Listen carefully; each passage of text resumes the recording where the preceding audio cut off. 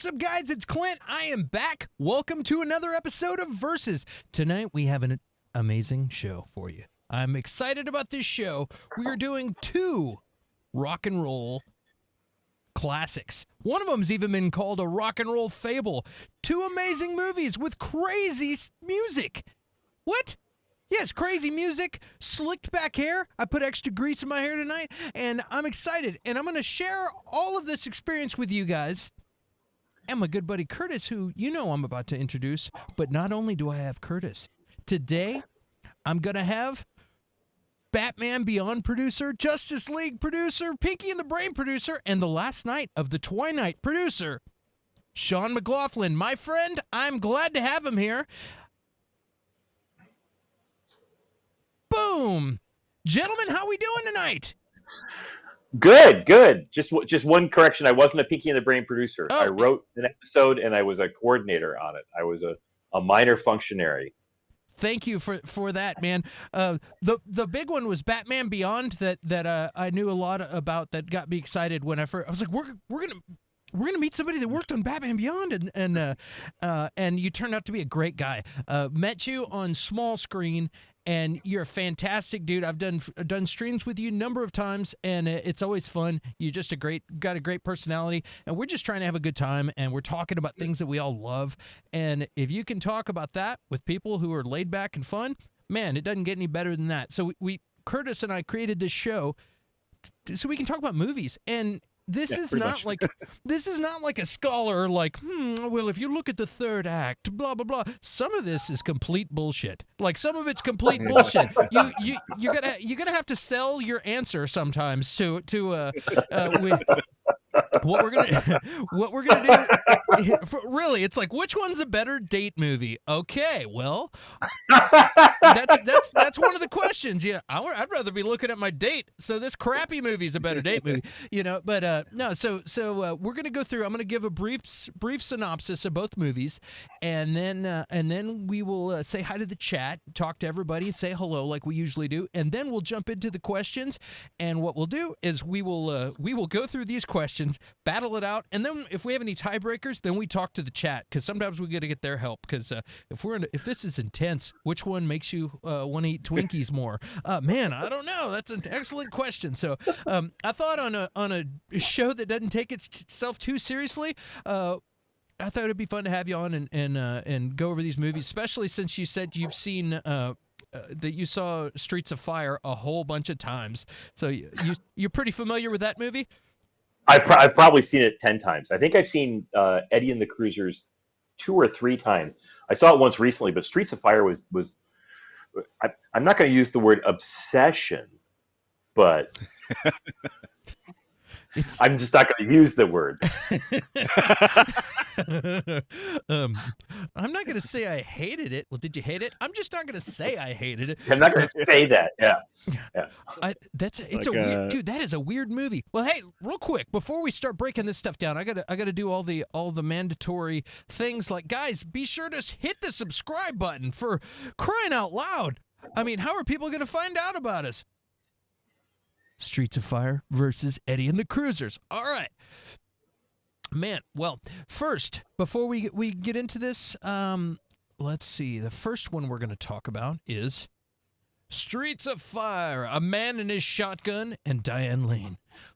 No, it's a lever-action Winchester. I'm going to get really goddamn pedantic. Do it, man. Is that a 30-30? You got Winchester. A lever-action Winchester is 45 caliber. Oh, okay. Just curious. I have a uncle who has a 30-30 that's like the rifleman. It's got I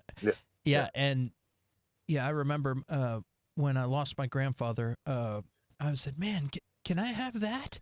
And he said, "No, that's mine." So yeah, that's an heirloom. But yeah, just because you see the guys in the movies, the old cowboy shows, so awesome. Well, let's talk about Streets of Fire real quick. I'm going to read the synopsis. And what a cast! We got Michael Pere, Diane Lane, Willem Dafoe, Rick Moranis, Amy Madigan, Bill Paxton. The cast is insane in this movie. Ed Begley Jr. does a cameo in it too. Wow. Lee Ving, who's the singer for Fear. If you're an old punk rocker, you know who Lee Ving is. Robert Townsend, E.G. Daly, Richard Lawson, Rick. It goes on and on. But let me read this synopsis. The Blasters. You can't skip over the Blasters if you're a big old rockabilly and punk fan. Yeah. And Marie Shahan, who was the body double for Flashdance and the creator of Jazzercise. Oh, really? Really? Oh, wow. That's who that was? I didn't know that. So you're getting what we were talking about before about having, devices. This is the amount of useless information I carry around in my head. And you've got the right guy to talk about Streets of Fire. So good. So rich in information. That's awesome. Well, let's see. Raven Shattuck, Willem Dafoe, along with his gang of merciless biker friends, kidnap rock singer Ellen Aim, who is played by Diane Lane. Ellen's former lover, soldier for hire, Tom Cody, Michael Pere, happens to be passing through town on a visit in an attempt to save his star act. Ellen managers Billy Flash, who's Rick Moranis, hires Tom to rescue Ellen in a convoluted love triangle. Billy and Tom, along with former soldier McCoy, Amy Madigan, battle through dangerous cityscapes, determined to get Ellen back. That was a tough read. Naming all the stars. Basically, guy comes back into town, finds out his ex-girlfriend, who's a famous singer, got kidnapped by a crazy group of bikers who is led by who should be the Joker, and Rick Moranis is her manager, and it's just nuts. This movie completely blew my mind. I started watching this movie. I never saw this movie, and I was like, "What in the hell is going on?" It was a lot of fun. At first, I said, "Man, I don't know if I'm going to be able to sit through this. This is intense." And then I got sucked in, and I had a great time. It was a fun ride. Things like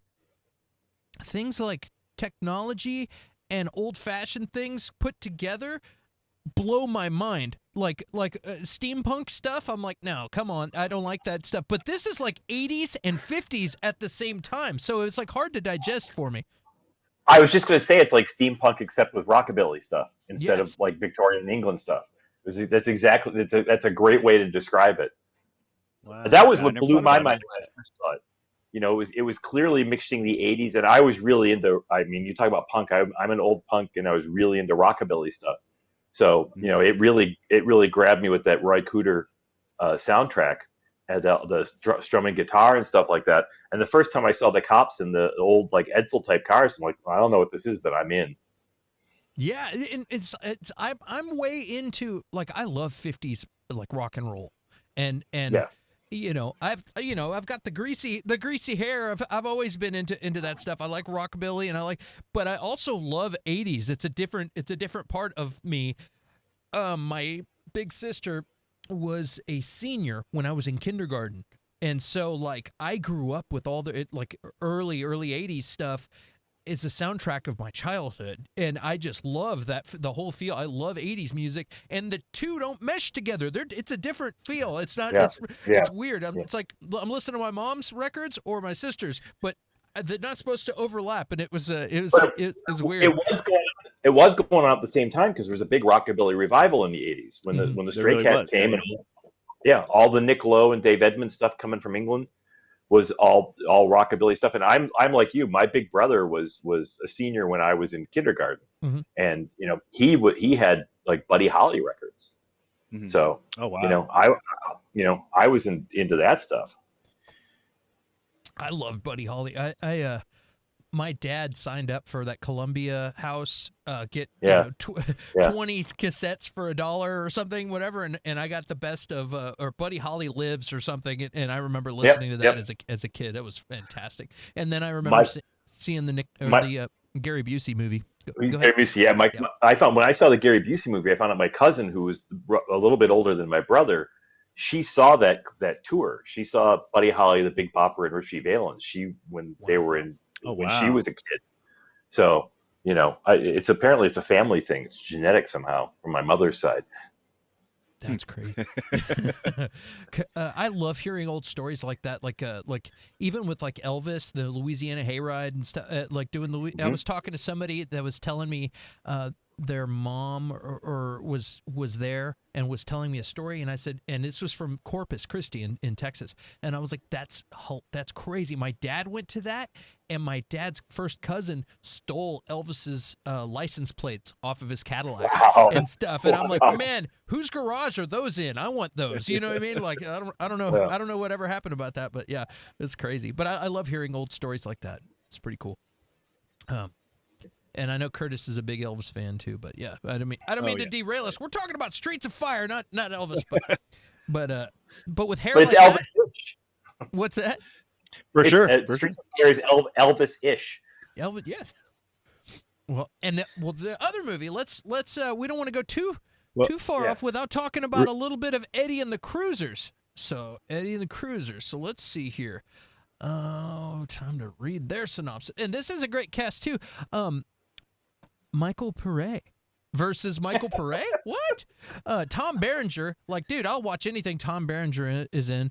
Joe Pantoliano, Helen Schneider, Ellen Birkin. She's great. Anybody whose last name rhymes with Merkin is great. I'm just kidding. Michael Antunes, Matthew Lawrence. It's a good cast. And then here is the synopsis real quick. Eddie and the Cruisers, a major rock and roll band in the early 60s, fell off the radar when singer Eddie vanished after a dispute over their experimental second album. Nearly 20 years later, journalist Maggie Foley tracks down the old Cruisers to see if she can unravel the secret of Eddie's disappearance. By piecing together the band members' stories, she hopes to find missing master tapes to the lost LP and also solve the mystery of Eddie's ultimate fate. This was a crazy movie too. I used to have this poster.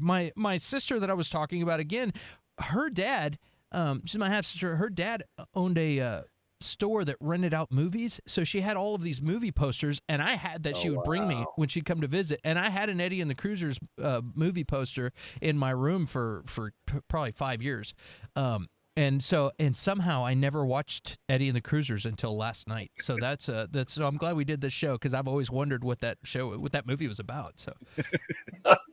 Yeah. Well, both these movies were HBO specials for me. Back in the days when HBO would run the same movie over and over and over and over again. That's how I saw both of these originally. HBO used to do that, man. I've seen Zorro the Gay Blade probably 50 times. It was always on. The Breakfast Club, always on. What is that movie with the Legend was always on. The Tom Cruise thing? Yeah, I've never seen it. Oh, that's a good one. You haven't seen Legend? And Time Bandits. No. Time Bandits was the one. That's great. Time Bandits. Yeah. Time Bandits is genius. Mm-hmm. No less than 50 times on HBO. When I was a kid, I used to watch over all the time. Fantastic. Well, let's talk to the chat real quick and see what were we going to say, Curtis? No, let's talk to the chat, and then I've got a few factoids or let's say hi real quick, and then we'll go over factoids and needless knowledge and all that, and then we'll dig into the questions. So Robert, let's see, we got Bobby says love John Cafferty and Beaver Brown Band. Yeah, and Bobby also says hi Sean. Hi Bobby. Those are the actual guys that sang for Eddie and the Cruisers. Those John Cafferty and Beaver Brown Band. Well-known Bruce Springsteen impersonators. And they're good. They were really good. But I remember when these songs came on the radio and people were like, "This is like a new Springsteen song," like, and that was John Cafferty and the Beaver Brown Band. What? Really? People were really surprised by that. Huh. Yeah, I was impressed by the music like throughout the show. I was like, man, this is good. Like just watching it last night, it was good. And so these are, I mean, and so a few people have said, like, how could you compare these movies? Well, I mean, besides the fact they both have Michael Pare, but I mean, they're essentially both musicals, but just done correctly. Like, I am not a fan of musicals. There's a certain few that make it in there for me. Like, of course, Grease and Little Shop of Horrors. Like those, there are straight up just what we would normally call a musical that I still enjoy. And anything with Elvis, even though Elvis didn't like musicals, he made them and I still watch them. But these are musicals done correctly. The music is a part of the story, and it makes sense when the music is there, and it drives the film to a degree instead of just people just breaking out in song for no reason. So like this, I mean, it's just like, I don't know why this isn't done more. I guess because both these movies bombed, but I don't know why. I mean, but these are musicals done correctly. This is musicals that I'm on board with. They were trying to find a different way to do musicals.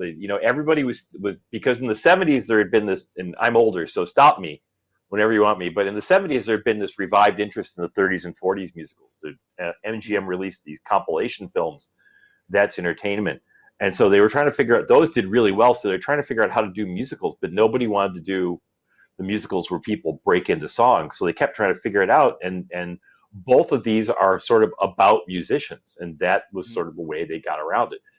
We were talking about Buddy Holly's story before. Buddy Holly's story is basically a musical about a musical performer, and that had done really well. And I think they were, that was about 7-8 years before these, I think. So they were still sort of like working on that, is my guess. Another good one that came a little later was with La Bamba with Lou Diamond Phillips. True, Richie Valens. That was a fun movie when that came out. Yep. My brother Richie. Yeah, maybe. Richie. I mean, I guess maybe because these weren't based on like, they have definitely a cult following, and they've made it up. Yes. But I guess because in theaters, because they weren't about a real person, maybe that's why they didn't hit. I really don't know, because I love both these movies so much. I don't know how they could not make their I post these streams ahead of time all the time. Like, I always let people know the day before, hey, we're going to do this stream, and I've never had more engagement than this. People were like, "Oh, I love that movie." Blah blah blah. There was a lot of engagement on that on Facebook. Well, I think if you go and look at the trailer, I don't know about for Eddie and the Cruisers, but as I told you guys, I watched the trailer for Streets of Fire last night, and the trailer is awful. The trailer, it just does not give you an idea of what it is. Yeah. And really what the fun of it is going to be. Right. And then as we know, I have theories as to how the movie could be improved. And that might have helped too. But when I saw it, I didn't know what it was, but when you got into that world, I mean, the couple things that I really like about Eddie and the Cruisers that it really does well is it just drops you into this world, and you have to catch up with it. It's not stopping and trying to explain every little thing that's happened. It's a world that looks like the 50s. There's been some kind of war going on, and everything's sort of shitty, and you those are the things you need to know, and then you just grab on and ride with it. And that's really one of the things I really like about it a lot, is that they don't give you background. They just get into the story. Mm-hmm. How would you fix Streets of Fire? You said I have my theories on how I would fix Streets of Fire. I don't think Michael Pare is much of an actor, so that's the beginning thing. Also, I think seriously, I think his casting and Diane Lane, I think they're both a little too young to play these characters with the story we're talking about. We're talking about a guy who's supposed to be coming back from war and is sort of jaded in this world that is falling apart. And it seems like, they both seem like they're in their early 20s. And while it makes sense to have somebody coming back from war in their early 20s, for the way the characters are written, it doesn't really play for me. I think the big thing other than that is that I love Rick Moranis. Rick Moranis can do no wrong for me, but he's wrong for this part because he's sort of a geeky, silly guy. And I think that character should be on a level with Willem Dafoe and Michael Pare in terms of looks and sexuality, so that it looks like there's actually a threat.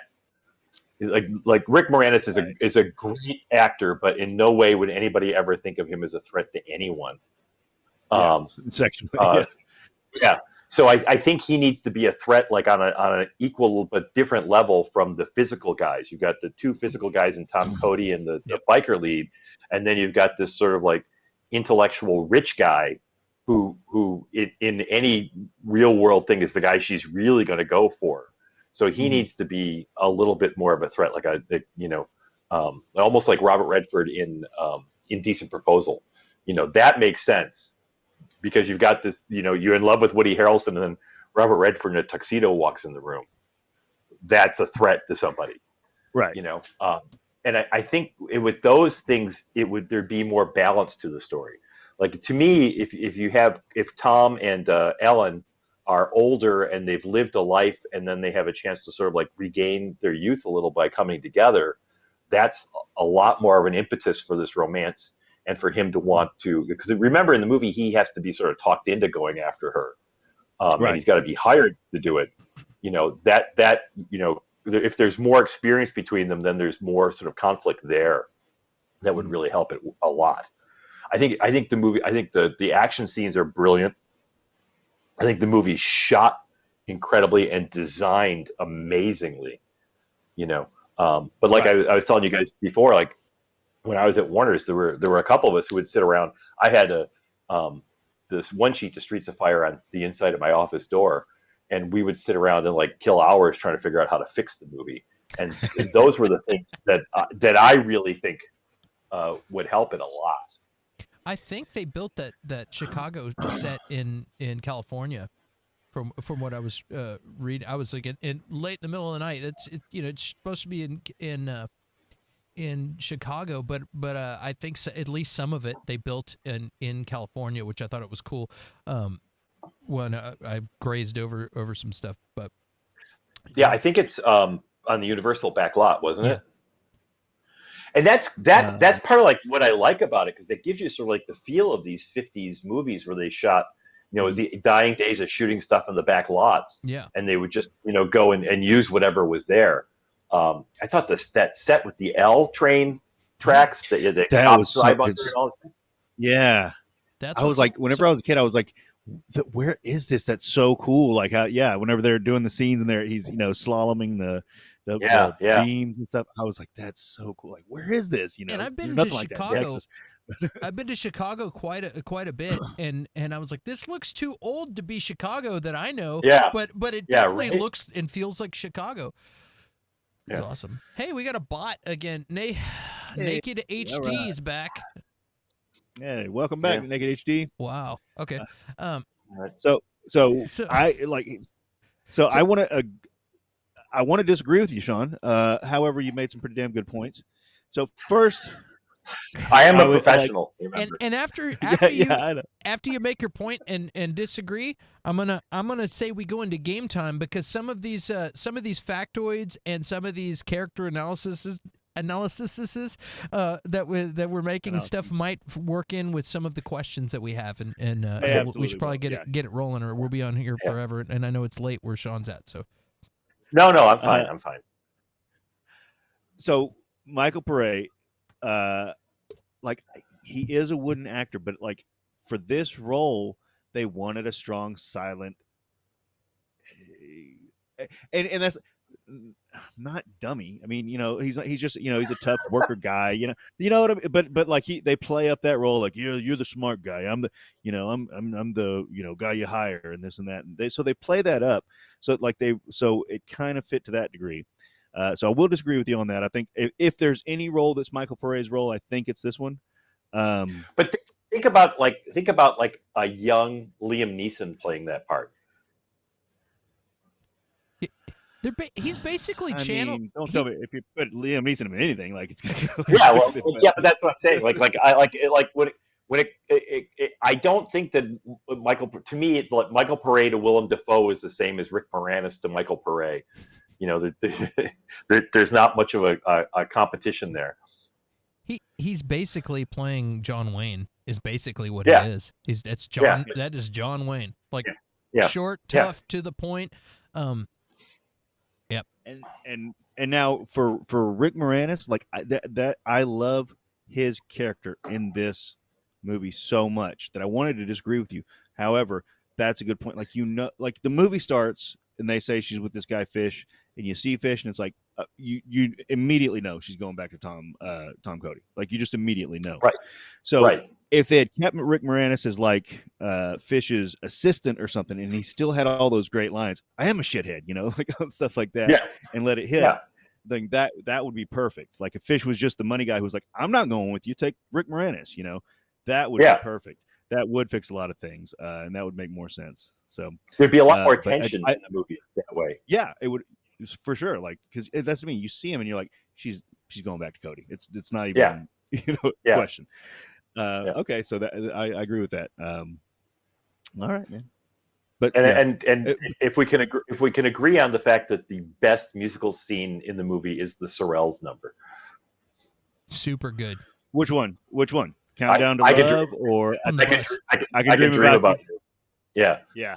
And then, well, and also, whenever they come back and are dancing behind Ellen Aim for the last song, it's just like, man, God, it's so beautiful. Yeah. I love it so much. Yeah.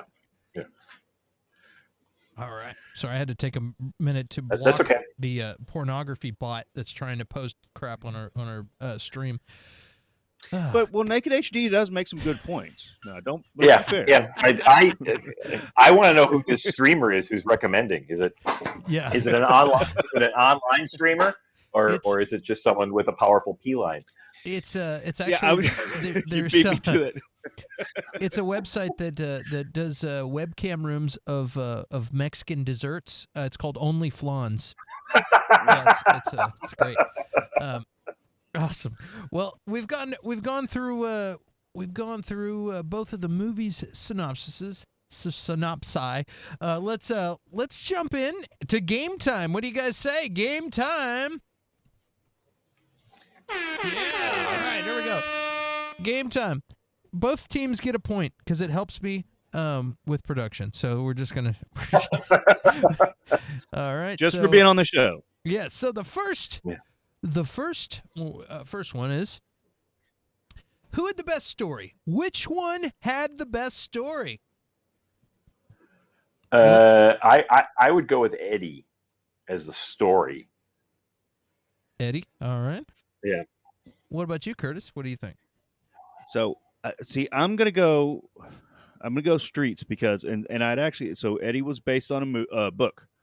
And I had never read the book, so I looked up what it was about. It was essentially the same, except it was a murder mystery, and then the people that Tom Berenger's going around visiting were murdered by the person looking for the tapes. And they just dropped that part for the movie. And otherwise, the movie... It seems like a dumb thing to drop. That seems like it's really cool. Like that. That's what makes the the book probably a hit. Like, that it was a murder mystery like that. Because otherwise, honestly, like, Eddie's just a vehicle for the music. He walks around, he talks to some people, they remember some stuff, and it's done well. Don't get me wrong, but then he walks around, meets another person, and they talk about stuff and remember some stuff, and it's just a vehicle for the music. Whereas Streets of Fire is as well a vehicle for the music, but it's got its own, at least, independent story, in my opinion. So I'm gonna go Streets. You could pull the music out of Streets of Fire and just talk about the music, and you would still have a story there. And it seems like if you pull the music out of Eddie and the Cruisers, it would be, because now if they were still murdering people, then it might be interesting. And then you still have a story. Yeah. Well, it'd be Agatha Christie, but the fact that the twist that Eddie is alive at the end, though, adds a whole another spin on the story. You've got somebody that's faking that Eddie survived and making people believe that Eddie might be out there, and you have this whole backstory that's getting told, and then you get to a point where you're like, okay, this guy was messing with people because he wanted the tapes because he's greedy, and then when then they resolve it and be like, you know what, just take the tapes. But then the fact that they come back and you see Eddie at the end looking in through that completely, if I'd have stopped watching because I went to go make a sandwich and I'm like, yeah, I saw it, that changes the whole meaning of the story. The fact that he is alive is like, Wow. I'm ready for M. Eddie and the Night. Cruisers M. Night? too. I Night, see. if you're Well, listening, there was that's a Eddie and the twist. Cruisers. Oh yeah. too. Eddie and the Cruisers 2, Eddie Lives. Yeah. I remember when Eddie and the Cruisers came out, people, and I don't. There were a couple things like that really stuck in my mind about it. One was that Naked HD is still around and still talking about streaming. Wow. One of the things was that the music was so big, but people were likening Eddie's story to Jim Morrison because there was a lot of talk at the time that Jim Morrison might be still alive, and there was an album that had come out in the '70s, I think, called the Phantom album, and I knew someone I knew was obsessed with it and said that it's Jim Morrison recording in secret and wearing a mask because somehow that made sense. So I think they were trying to tie, the disappearance of Eddie somehow into the Doors, which if you stop even for 5 seconds to think about it, the Doors is psychedelic rock from the late '60s, and Eddie and the Cruisers are supposed to be like early sort of Frankie Valli type stuff. They're pre-Beatles, aren't they? Yeah, well, Are they? are they 63, 64? I think is about when they were originally hit, and then it's 20. The movie's 20 years later. So the Beatles started being released in the States in '63 and came to the States in '64. Okay, so about the same time. But you make a good point because like that's the thing, Eddie or the season in Hell, the tapes was going along Doors lines, and they were like, nobody wants this, so why would it, Right, and there's that whole thing about like Brian Wilson's Smile tapes, but that's even later too. That the follow up to Pet Sounds, which wasn't released until much later. Mm-hmm. So, I think I got rid of Naked HD. What a bummer. I was just kidding. It wasn't bothering me. I just saw a bunch of them pop up. You can't miss them. I mean, yeah, I put. Well, I'm looking forward to the comments from the gang online, and I look up and I just keep seeing the same thumb. I'm like, come on, man. I'm trying to put on a professional show here. This is a professional production, and we got Naked HD trying to peddle his flans. This is ridiculous. So, I think. Well, we got Sean. Sean says Eddie and the Cruisers. Curtis says Streets of Fire.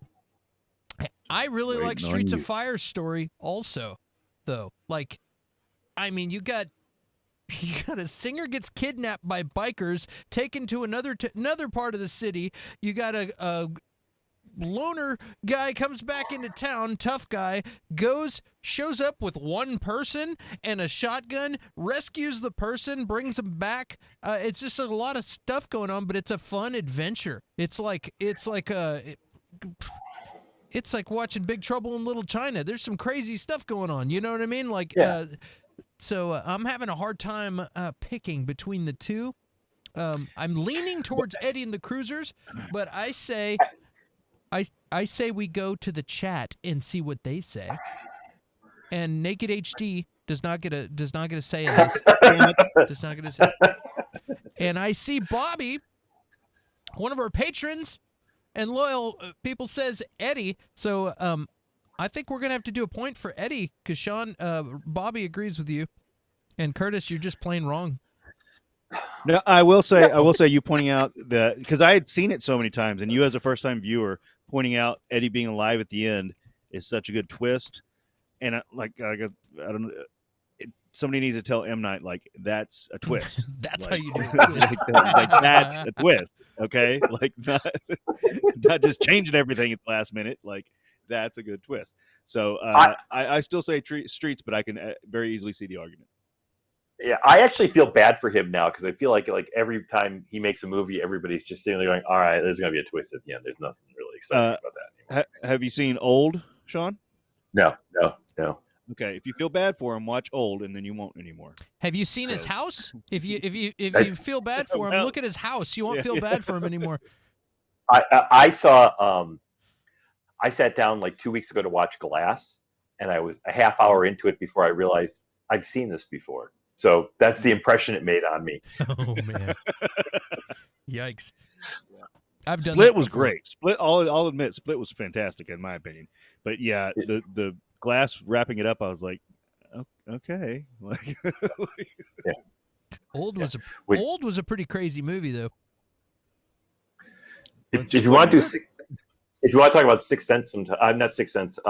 Unbreakable. Sometime I have some Streets of Fire opinions on that as well. Awesome. We should do Unbreakable we sometime. could absolutely do that one. Yeah. We'll I'll put that in the queue when we get to it. We'll definitely hit you up, man. If you got time, look, we'd love to have you.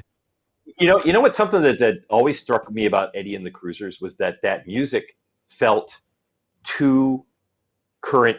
So talking about 80s music and stuff like that, the Ellen Ames stuff felt just a little bit behind the times, because it felt like that it's Jim Steinman wrote it, didn't he? Or it had some connection to Meatloaf, I think, the singer, and it felt like it was just a little behind the times. And Eddie and the Cruisers felt like that the John Cafferty and Beaver Brown Band music felt like it was right of the moment that movie came out, and it was hard to reconcile that with that being music that was like 20 or 25 years old in the world of the movie. It's definitely distracting. You know what I mean? But Yeah. like, so they weren't appreciated in their time. Go ahead. I'm sorry. Right. Two songs were written by Jim Steinman as part of the soundtrack. Tonight is What It Means to Be Young and Nowhere Fast. Yep. Yeah. And they were sung by the woman who was the Paradise by the Dashboard Lights singer too, I think. It was performed by Fire Incorporated, with Holly Sherwood providing lead vocals. Yeah. On the former, and Laurie Sargent on the latter. Yeah. Meaning the later, not a ladder, like climbing a ladder. Just kidding. Awesome. Well, then let's jump right into the next question, which would be, who had the best music? You got it. We gotta say this one for last. Like, I can't. Can we? I mean, I can skip it. There, let's go. Okay. No, I'm just saying, like, we gotta hit the big guns for question 2. Like, hey man, he started talking about music. I was like, all right, you want to play? You want to talk about music? We're gonna do music, and then we'll just sit here doing this for the next. Okay. Let's. I take it back. How about this? Best cast. Who had the best cast? Oh, Eddie and the Cruisers. Eddie's cast is deeper, and it's better cast than Streets of Fire. Diane Lane's really good, but not so great in this movie. Rick Moranis is a genius, not really well cast. Willem Dafoe is really well cast in this, and Amy Madigan is really well cast in Streets of Fire. Yeah. So while we're talking about this, so one of the factoids. So the people that turned down the role of Tom Cody were Eric Roberts and Tom Cruise. If this had been a Tom Cruise movie, it would not have hit. If it had been an Eric Roberts movie, it wouldn't have hit. And then what's very interesting is I think Eric Roberts would be like a kind of an interesting choice for that. I don't know. Think about him at the time when he was like, he was really pretty and really. This is probably like right about the time of Pope of Greenwich Village. I don't know if I've seen that one. That's another movie I'm obsessed with. The Pope of Greenwich Village. Put that one on the queue. Let me write it down. Yeah, I got to write that one down. But like, so Tom Cruise, because your point earlier was Tom Cruise too young. Yeah. Or the leads are too young, and Tom Cruise was way young at this time, and he looked even younger. If you watch Legend, go. I mean, he looked even younger. But I was talking to my son Madigan about. I was talking to my son about Taps today, and I think that was Cruise's first movie. I think he was 18 when he made Taps. He looked like a zygote. He was so young. He was all his teeth were crooked then. Yeah, for real. But Amy Madigan, what's interesting is that role was originally cast and offered. I don't know if it was offered to, but it was planned for Edward James Olmos, and it was a Hispanic male role. And she walked in and killed it so much that she got the role, and I think she knocked it out of the park. I do too. She's awesome, and I think that might be one of the first openly lesbian characters that's not treated as a joke in the movie. Yeah, and they do it really well. She doesn't, She just looks at Cody and says, "Yeah, don't worry, I'm not interested in you, buddy." You know. Yeah. And it's Tom Cody. I mean, come on, like, but Yeah. Well, and she I would say real quick, Ed Harris, so she obviously plays the game at a pretty high level too. mhm.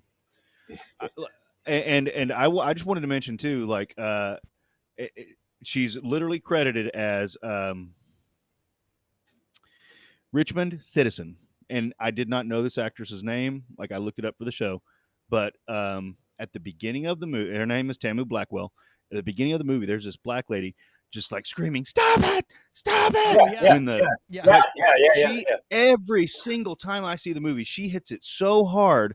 It makes something that's, we all talk about, like a little bit cheesy, bikers, and she makes it hit so hard, like, oh, something's happening here. Like, she just kills it.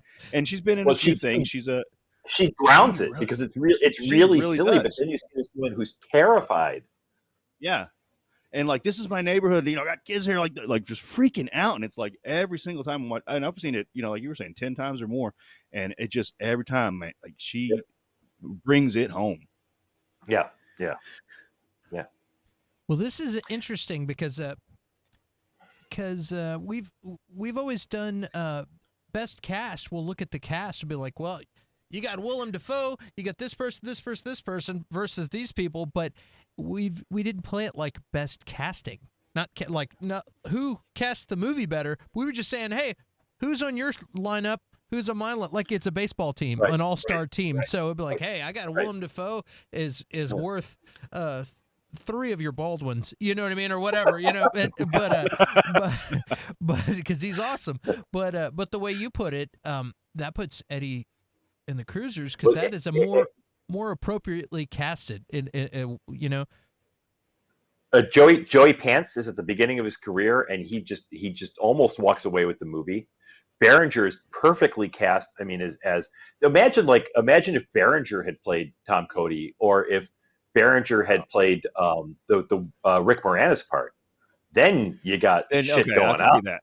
Yeah. Well, and Berenger, like, and Berenger as a character, watching him, because when I was watching as a kid, you don't even think about this stuff, or younger, but watching him now and knowing Tom Berenger, I can't believe he pulled off that younger and so impish and like young role, and the regular grown up, like, because like, thinking now, like, Tom Berenger playing a young naive guy, and it's like, what are you, crazy? That's stupid. But he pulls it off. Like, he does it really well, playing the younger version of himself. So, and to be fair, Eddie has a smaller cast. Streets has a pretty big cast by the end. So is it quality or quantity? Yeah. I'm gonna go Streets. I think Berenger's really good. I think he is. I think Panigliano's really good. I think it's a really good way to use Pere, is to just not have him talk that much and have people talk about him instead. And he just looks like a rock star. He just looks like a rock star. Yeah. And he sort of owns that sort of like late 50s, early 60s look, where you're sort of transitioning from rockabilly to mod, and that sort of works well for him. Ellen Barkin's great in it. I mean, it's really, really well cast. Where I think Streets of Fire has some really good actors who are not allowed to really do their best work. That's me. I agree with you on that. I do love the cast of Streets of Fire, though. Diane Lane, I was like, I'd never seen her that young. I'd never seen this movie, and I was like, wow, Diane Lane looks incredible. She was so young that she received her high school diploma on set. She wasn't able to go to her graduation. She received her high school diploma on set. That's another factoid I got there. That's great. And I'm not pulling these out of my brain like Shaun. I'm using Bulletproof Action website by Chad Cruz. I gotta give my sources here. I'm not. This is not. But they're not all. You've got cooler factoids than I do. When you're talking about Tom Berenger, I was going to say, remember he was like touted as the young Paul Newman at one point. Well, no, that was me. The Tom Berenger thing. That was me. Thank goodness. but, You know, but yeah, that's me. Like growing up, you see Tom Berenger, and he's every movie just, and just this mad old man, But like he did play, and so just imagining that, and then but seeing him and he's typecast in my brain, but he was able to pull off this young naive kid so well. Like it was eye opening for me wanting to see more of him do other stuff. Like it was he did that role so well. Yeah. So who gets the points for the best cast? Well, I said Streets. Shaun, did you go Eddie? Yeah, I went with Eddie. Bobby went Eddie. Bobby went Eddie. And I'm kind of wanting to go Streets, man. I think we're gonna have a draw on this one. So no, but neither one gets a point, and we move to the next question. And honestly, if you got Willem Dafoe, you can't really lose. He's so good in that too. I mean, he's so good.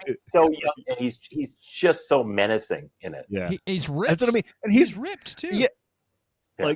He's like, gun. I can get guns, lots of guns. Yeah. Which movie is a better looking movie? Which was better filmed?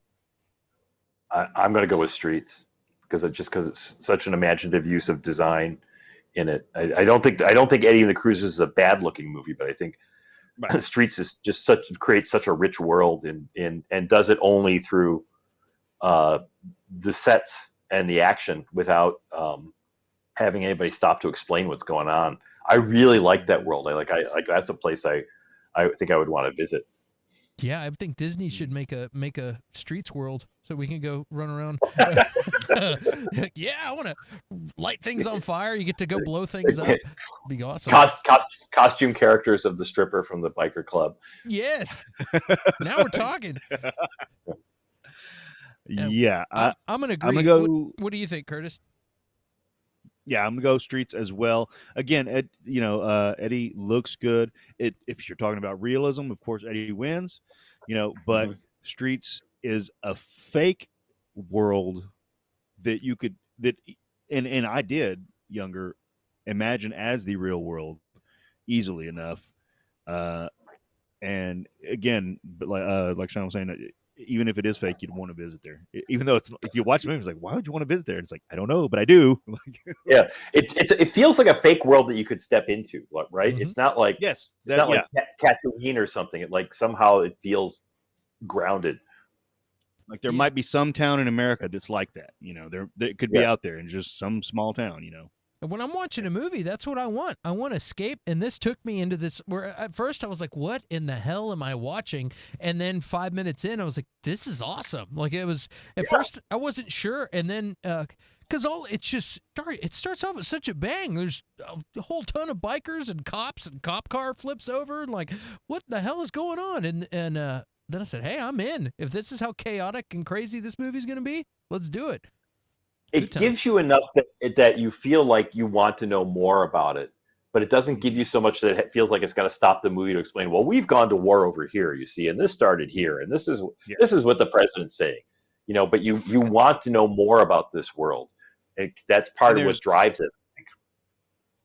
There's not a single exposition dump that I can think of. They don't need it. It just rolls. Yeah. Tom's back from the war. Yep. There you go. Well, Bobby says Streets too, so that's another point. That's a point for Streets. So I'm going to put that in real quick, and then we'll jump to the next one. And real quick, while we're talking about the opening, I agree it's one of the best openings ever. And the scene where Tom Cody steals the butterfly knife and repeatedly smacks that guy, which establishes his character immediately. And he hands him the butterfly knife back and he's like, try again, So apparently that was all improv. Michael Pare used to be a chef and he was really good with knives, and somebody was playing with a butterfly knife and he just took it from him, and I'm sure he didn't smack him, but he took it from him and did it.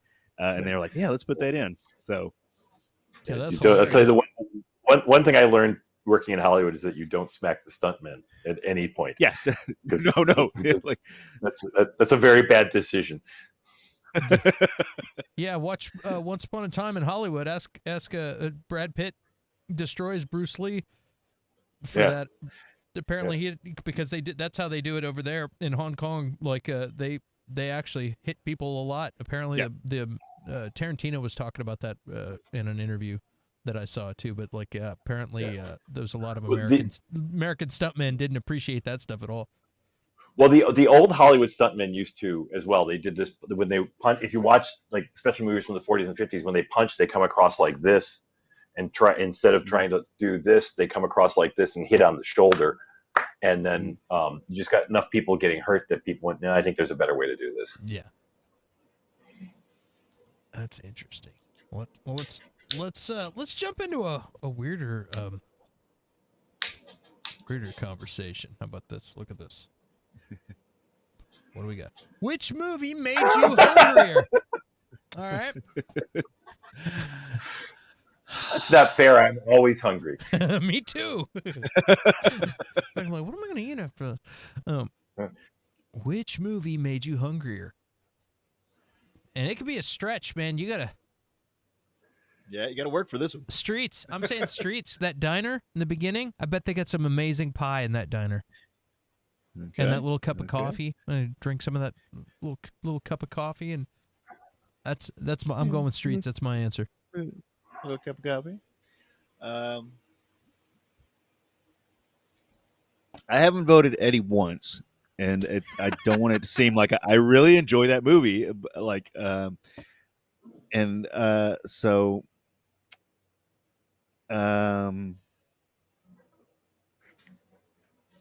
I want to go to the Garden State and get me a good slice of pie. So that made me want to do that. I guess I don't. So I'm going Eddie. Yeah, I'm going to go with Eddie too, because while that diner food is good, you don't know what kind of regulation there is on the meat and where that fruits come from in that world. So yeah.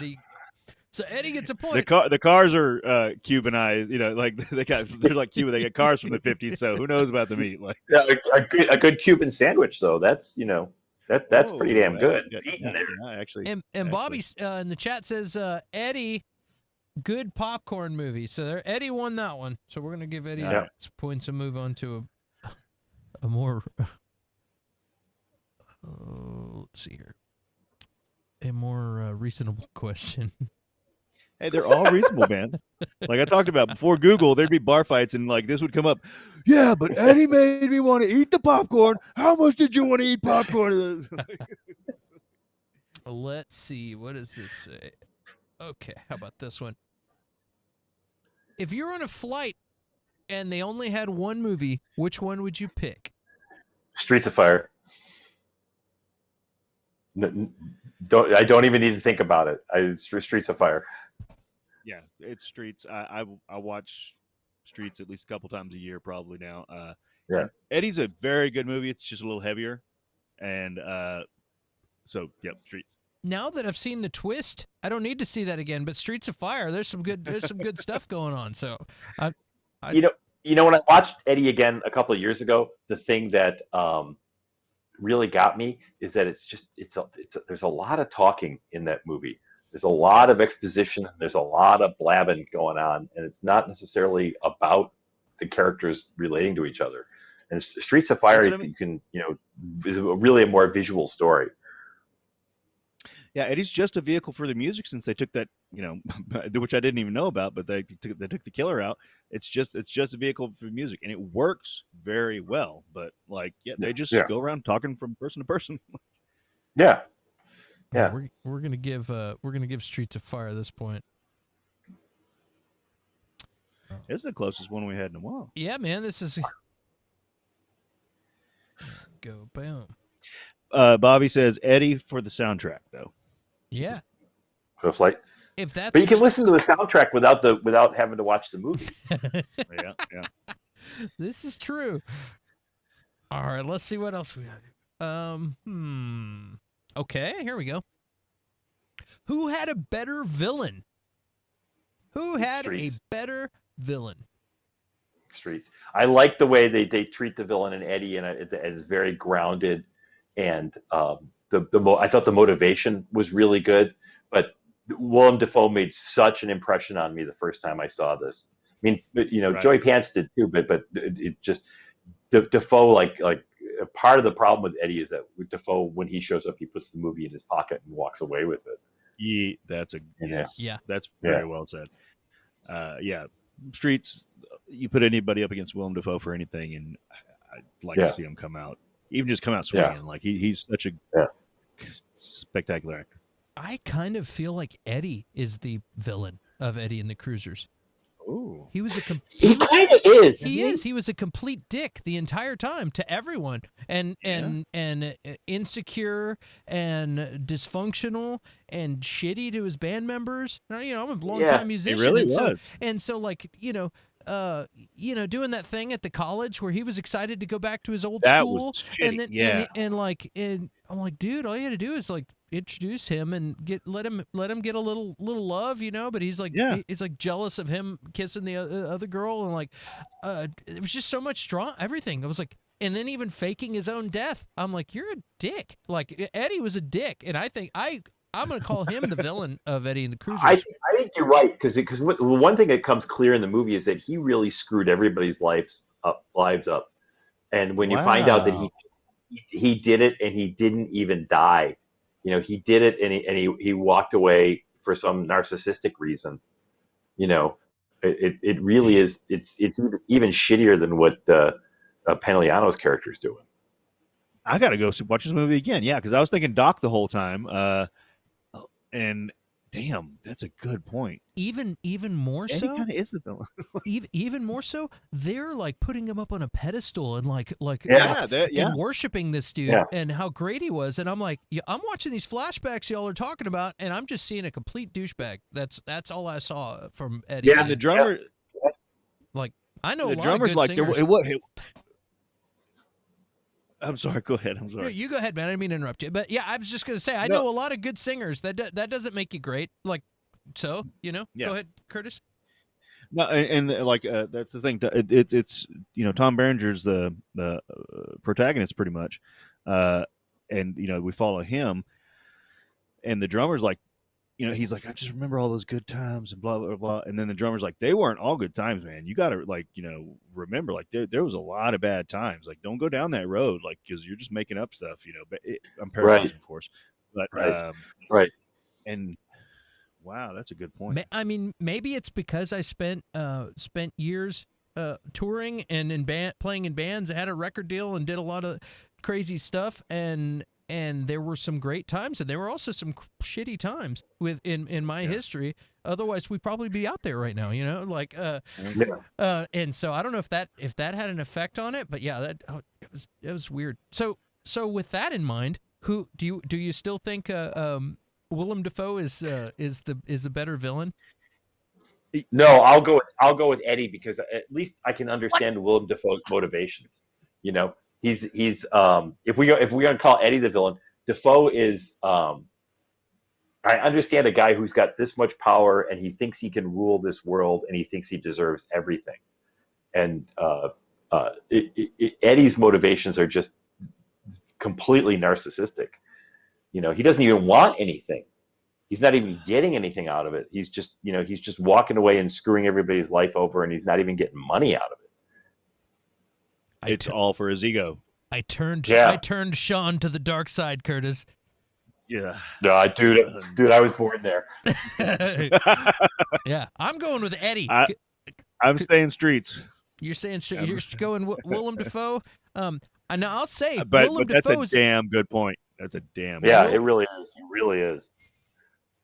Yeah, like Willem Dafoe plays a great villain. He was perfect. He was perfect in that movie.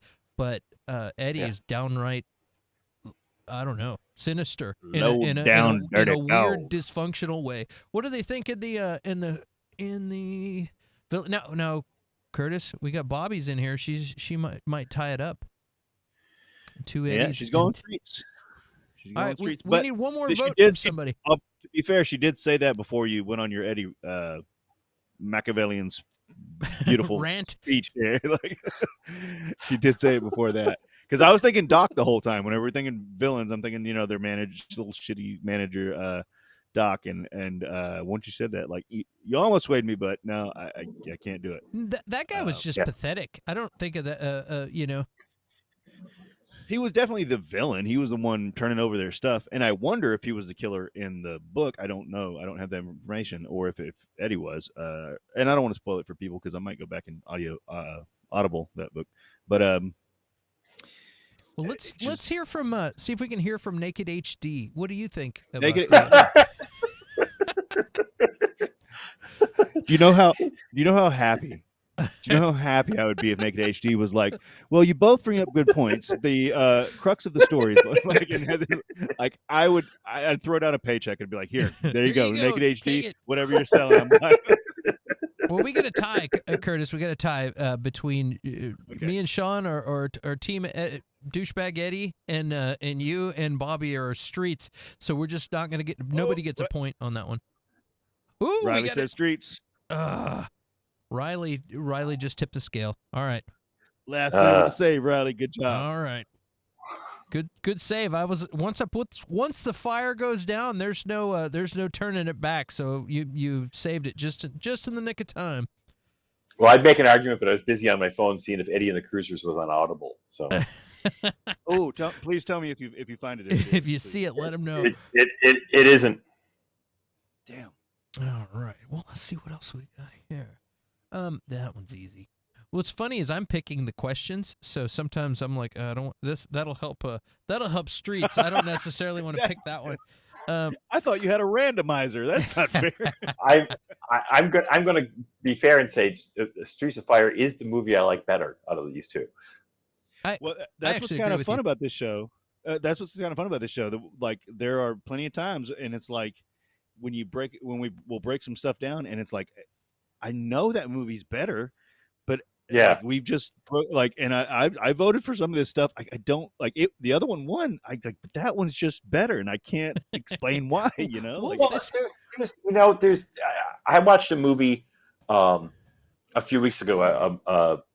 Damn, I can't remember the name of it, but it was an Alan Bates British kitchen sink drama from the 60s, with the middle class people struggling to make a living in London.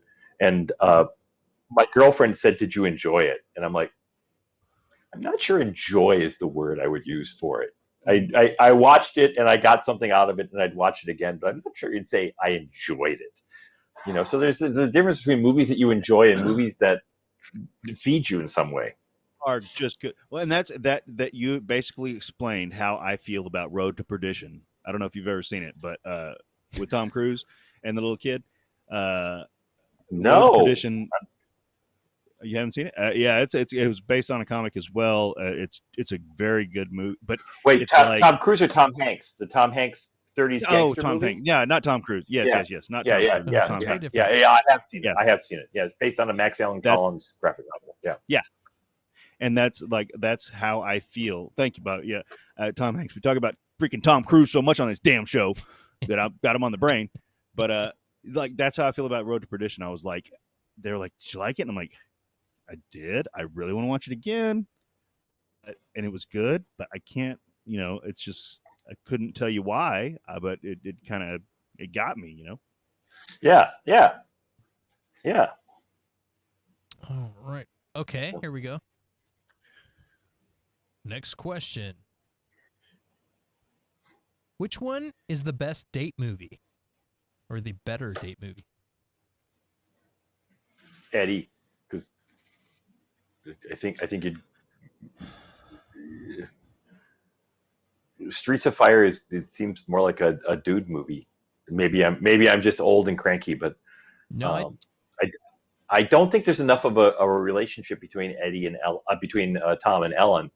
And I think Eddie and the Cruisers would appeal to. Well, I don't know. I mean, it's 2022, so you might have somebody's like, would you come save me if I got kidnapped? Baby, I would save you anytime if you ever need me. Yeah, no. My girlfriend would be, I don't need you to save me. Right. Actually, I would be like, would you save me if I got kidnapped? I'm a saver. Yeah. So so whenever my wife and I either first started dating or maybe we had been married, which 15 years now. But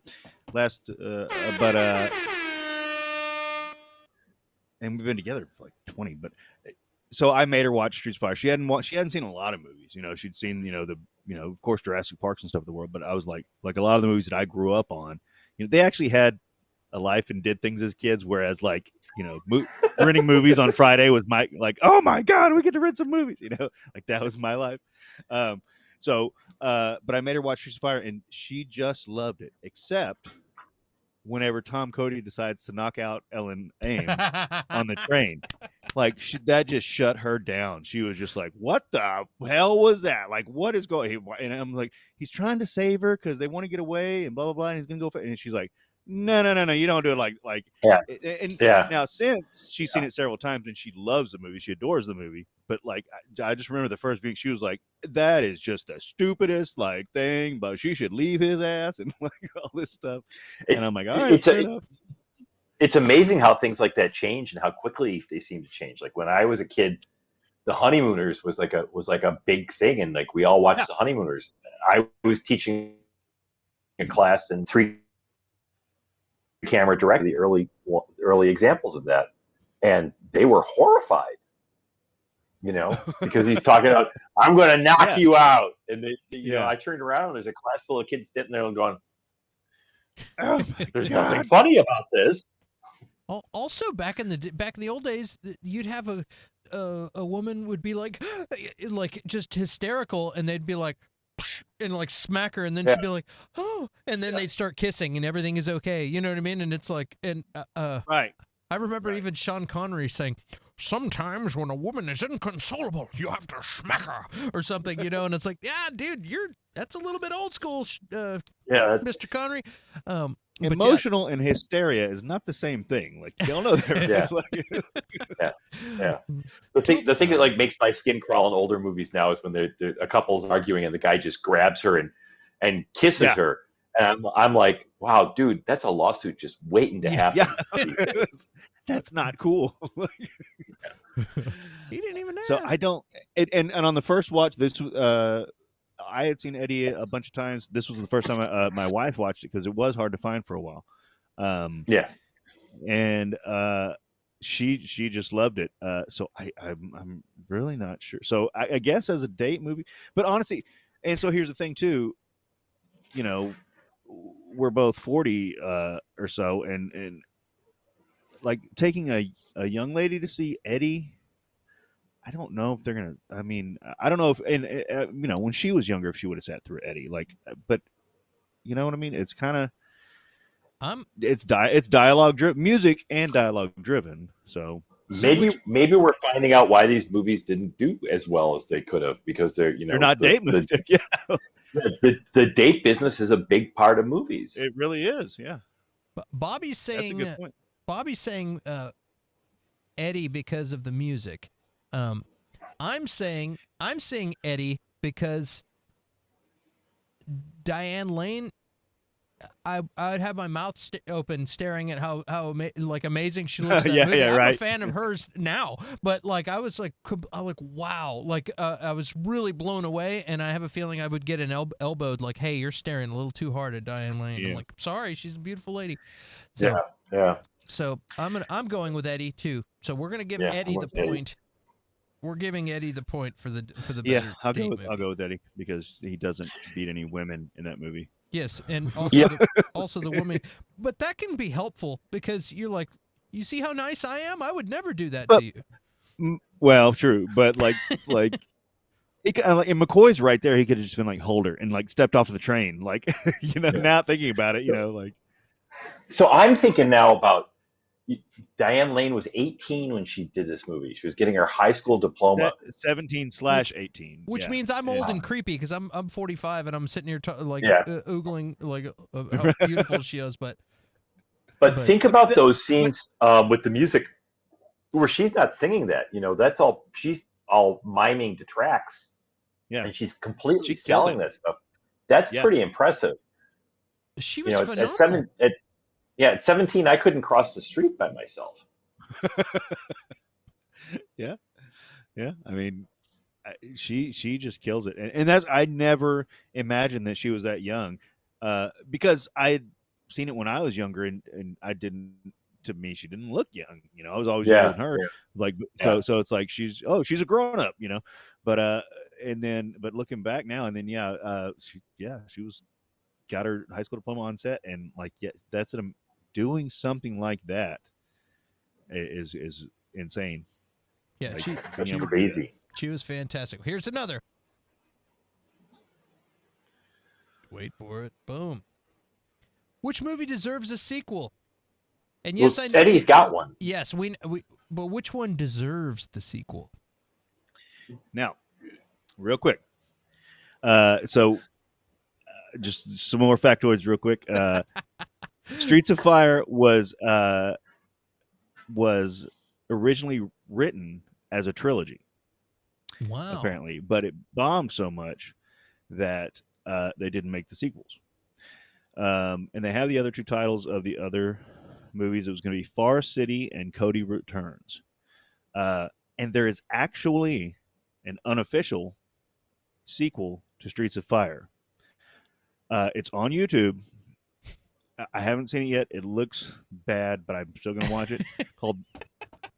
called The Road to Hell, and it's the unofficial one. However, the main character's name is Cody, and it's Michael Pare. His sister, Riva, they just call her the sister, but it's the same actress from Streets of Fire. And then it's got some other, The Road to Hell 2008, I believe. It looks bad. But they use some, I don't know how, 2008 is when, yeah. And they use some of the same music. It's not the same. They somebody else recording it, somebody else singing it and stuff. But they use some of the same. And I'm like, how could they do this? Because it just looks bad. It might end up being great. I don't want to cast any aspersions. I might end up. I'm looking at the production art, and I wouldn't put money on great. That's not where because it's all green screen. Yeah. You can tell it's all it's just a car and a green screen, and then something else in a green. Like you can tell it's not. It doesn't look. But there are some movies you can watch and be like, if that had more money, that would be amazing. I really don't think this is one of those movies. However, so there is an unofficial sequel to Streets of Fire. There is Eddie and the Cruisers 2, and I will say. I don't like Eddie and the Cruisers 2. Like, I don't like the music for it. Some of the songs are okay. I don't like the story to it. It's been even longer because I don't like it as much that I've seen it. And I was almost going to rewatch it for this, but I don't think it's that great. Hey, James is in the house. What's happening, James? Hey, James. James, are you awake? We were talking about your sleeping habits earlier. I saw Eddie and the Cruisers 2, Eddie Lives, and I don't remember a damn thing about it. I remember being kind of impressed that they got the whole cast back together, but I don't remember anything. Other than they find out that Eddie lives, which frankly, the title just ruined that M. Night Shyamalan moment. So, and that's what I mean. And I actually listened to the soundtracks today while I was doing some work in the yard. Eddie still hits like amazing, but Eddie 2, man, it's more current, like to the 80s. It's more like you were saying, time sensitive to the 80s, and it just doesn't hit as well. So yeah. I'm gonna ask you one more time. Which one deserves a sequel more? Streets of Fire. Streets of Fire. I'm gonna agree with you. Even though the twist makes you think what happens if Eddie lives, but we found out. We're going Streets of Fire gets a point. Streets of Fire before apparently, I change my own mind. Michael, and also apparently Michael Pare has written an Eddie and the Cruisers 3. He's trying to sell it. So stunned. I'm stunned. That's that writing shit's easy. Anybody can do that. Yeah, I mean, and when I think Michael Pare, I think writer. Yeah. That reminds me of the guy who played Robert the Bruce in Braveheart. He last year had a Robert the Bruce movie that he wrote and produced himself, and like where he still played the same character. I'm like, that dude, he was like, that was his big role, and then he's been doing little things since that is like, all right, time for a Robert the Bruce movie. Which, hey man, hats off to anybody that's just doing and trying to create and doing their thing, man. I support anybody who's trying, but it is a little bit funny, like it's in an asshole sort of way. So Yeah. But it's got to be tough to be Michael Pare. He was on top of the world for about 5 years, you know, and like and that's what's that too. Like he could have been an action star. Like he went down some other roads and did some other stuff, but not a huge one, but he still could have, pulled off in my opinion, a better career than he's had. I don't know if it's an agent. He must have had a great agent because. Honest to God, all he is handsome. He's got, he doesn't have much screen presence, and he certainly can barely talk, let alone act. You know, and didn't he do that? Didn't he do that TV series with? Didn't he do a TV series with Michael Beck? Didn't he do? They're like cowboy detectives or something like that. And that was the thing that really like shot the foot of both of their careers. Houston Knights, is that it? Knight? Michael Pare? He was. There's. I know what you're talking about. Let me see. I saw him pop up like. I think you said William Beck again. Michael Beck. Talking about William Beck. Oh, Michael Beck. No, not that. But that's what it Houston Knights. Houston Knights, 1987. Police procedural. Michael Beck, Michael Pare, Robin Douglas, Madeline Rue, John Hancock, James Morrison, and poor LeVar Burton, who must have just walked on the set every day going, "I'm better than everyone here."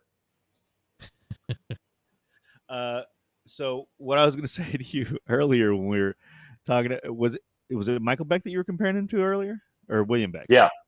Michael Beck. There's Michael Beck and John Beck. I was comparing them to Michael Beck because their careers were sort of like Michael Beck hit, and then Michael Pare was like the guy you got if you couldn't get Michael Beck. Wait, well, who was John Beck then? John Beck is in. John Beck was in The Other Side of Midnight, which is the movie that Fox blocked book with Star Wars. Oh wow! And he was. You know about that? No, tell us. No.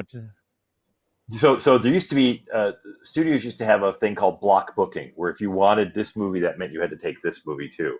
So they block booked Other Side of Midnight, which is this horrible, sort of like erotic thriller with Star Wars. If you wanted Star Wars, you had to take The Other Side of Midnight too. So you would get so imagine like people going to see Star Wars, they can't get tickets. The deal is if you can't get tickets to that, then you go see this one. So imagine people like going to see Star Wars and then winding up in this thing. And there was actually a lawsuit over it. But John Beck was Michael Beck's brother. He's like a bigger, meatier football player version of Michael Beck. That's funny. It's like getting Daniel Baldwin instead of Alec Baldwin. Yeah, right. Oh, that's hilarious. You just go down. You start with Alec, and you just keep going down, or the Skarsgård brothers. You start with one Skarsgård. Keep going until you get one that's not busy. All right, I got another one. No, we gotta. I think we might have a tie. We might. Let's see. Are we tied? Nope. We got Streets. Slightly ahead. Streets is slightly ahead. Let's see. Wait for it. Oh, this. No. This is a joke. This is a joke. This one was. Oh, I'm loving this. Okay, here we're doing this one. Bam. Last time we did E.T. versus Predator, so that's why we had the first contact policies. So, which one is the best Christmas movie? Streets, because of all the lights of the explosions. It's very festive. That's true. And Ellen's bright red suit. It looks like a Christmas tree bulb. I can I'm gonna back go. that.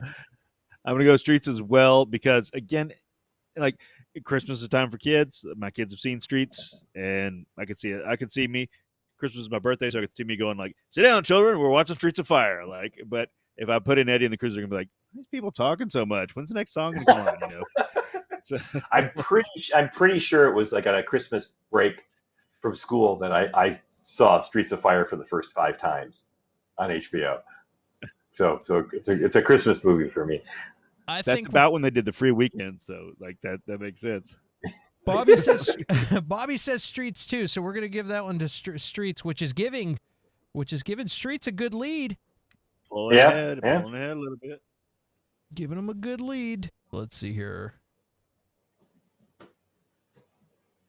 Okay. Oops. All right. And okay, I got a good one here. Boom. Which movie holds up better?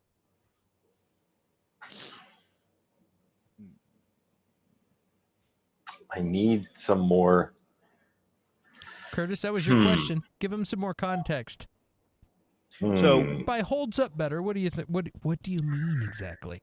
So like certain movies, whenever you basically not based on nostalgia factor. So if you show it to somebody new, they're going to enjoy it kind of in the same way you did. And if you rewatched it after a long time off, you still get kind of the same feeling. For example, to me, Teen Wolf does not hold up. I love the shit out of some Teen Wolf, and I rewatched it and I was like, this movie is awful. This is terrible. And it doesn't have to be terrible, but which one is like, I still get those same feelings. I still, and I could show this to someone else and I wouldn't be like, ashamed or worried or, like which one stands embarrassed. Yeah. Which one stands the test of time? They're gonna beat you through the streets of Westeros with the bell ringing because you showed them the movie. Down with Teen Wolf! Down with flinging dung at you. Yeah. Wow, what's the matter with you? You seem so depressed. Oh, I showed somebody Teen Wolf last night. Yeah, that's a tough one because I think going from my perspective, I mean, Streets of Fire is a movie like, oh, Naked HD's back. Streets of Fire is so much a product of its time. That it seemed cool then, and Eddie and the Cruisers, but Eddie and the Cruisers naive in some ways, Well, and so here's Eddie's definitely a period piece. However, I would say Streets is kind of a timeless thing. However, if you didn't grow up like we did when there was a good time period where it was like a mishmash of the 60s, 50s / 80s. Like it wasn't just stylistically. I mean, so to me, I would see Streets as timeless because it's but other people might not. They might see it as a period piece. So the Eddie and the Cruisers music is all one thing, and even though it's not really quite 60s feeling, Streets of Fire music is like this big sort of like operatic rock, Jim Steinman stuff mixed with rockabilly stuff mixed with sort of 80s soul glory stuff mixed with glory. Yeah. So it just and part of the I mean, I think one of the things with the movie is that that's the way radio was then. And people don't listen to the radio anymore. So, you're on Pandora or Spotify and you just listen to what you want. Yeah. Man, that's tough. It's tough for me. It's weird because I liked the music parts of Eddie in the Cruisers better. With the exception of the group in the bus, when they were in the bus singing in the bus, I liked that a lot. But other than that, I like Eddie and the Cruisers music more. But I enjoyed the story of Streets of Fire more. Like that was a more fun of an adventure, and so there was times where with the singing and stuff with Diane Lane singing, that I was like, almost wanted to fast forward a little bit. like Yeah. on some Yeah. of Shut it the off. songs. Nope. Shut it down. Yeah. Nope. Yeah. We're done here. Shut it down. Some of it, because I'm not into that music. Like some of it I did like, you know what I mean, but there was some of it that I didn't. So I don't know. It's tough. It's tough for me. See, now you put the thought in my head about the Eddie and the Cruisers being about the different people getting killed while it's going on and trying to solve that problem. It's That's interesting not because the movie. it becomes Watchmen then, right? Like somebody's killing the It really capes, and does. it's one of It us. Yeah. really does. Wow. But that's not the movie, though. That don't Yeah. cheat. But now I can't get that out of my head because then it would be like Death on the Nile or something, and those movies hold up pretty well. Yeah. So I'm gonna read that book now. I'm gonna have to go with Streets just because it's sort of a nowhere world and it's not pinned down so much. I'm not sure that either of them hold up very well. Like I wouldn't tell my kids or my significant other like, oh, you got to see this movie because I understand that these are my weird quirks. You know, I don't need to foist it on anybody else anymore.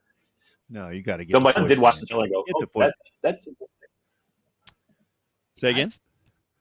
My son did watch the trailer and go, oh, that looks cool. All right. I think I'm gonna have to go with Streets on this one. I'm looking up in because I'm gonna get rid of Naked HD guy again. So Well, you ruined it for me. I thought I was thinking a girl the whole time, and I was like, man, she is super into me. But now, Man. well, okay, he's super into me. All right, 2022, let's go. But yeah, I'm gonna go Streets. Thanks, James. Because I do think, to me, I think it's like this timeless world, you know, like the way they mix times and stuff. And again, others might not see that, but you know, some people are going to see that. And at the same time, Eddie is a period piece, and like Shaun pointed out correctly, like it's not quite an accurate period piece Right. about a fake band. And like I could see people watching Eddie being like, "This was so cool. What? Like, where can we get more Eddie and the Cruiser songs?" And be like, "Oh no, that was made up." And they're like, "What? Huh? Like, I watched a whole made up movie about this band." Like, you know, because about halfway through, more than halfway through, my wife was like, "Oh, is this a true story?" And I was like, "No." And she didn't respond like that. But she's just kind of like, "Oh, you know, like if it's one of those things that if it had, it's one of those things where truth is better than fiction. If it had been the case, you know." So yes, I'm going to go Eddie. What's your pick? Streets. I think for rewatchability, I think I would watch Streets of Fire again, and I don't think I need to see Eddie and the Cruisers for a long time. Because even though I enjoyed some of the music, I don't like it enough to make me watch that movie. I got plenty to watch, but I could see Streets of Fire again, so I'm gonna pick Streets of Fire for this one, also, which puts them in another point. Now it's getting. It's go time. Oh boy. Yes, it's getting we're doing piled up. Yeah, it's getting piled up, and we're gonna do the finale question. Right now, this is the finale question, and then we're gonna, Shaun. I know you got some projects and stuff that you've got going on. I want the viewers to hear about all of this stuff, and but this is the finale question, and then we will all go to bed. But before we go to bed, we're gonna separately. We're going to watch Streets of Fire again because that's what you do. You watch the winner. Just kidding.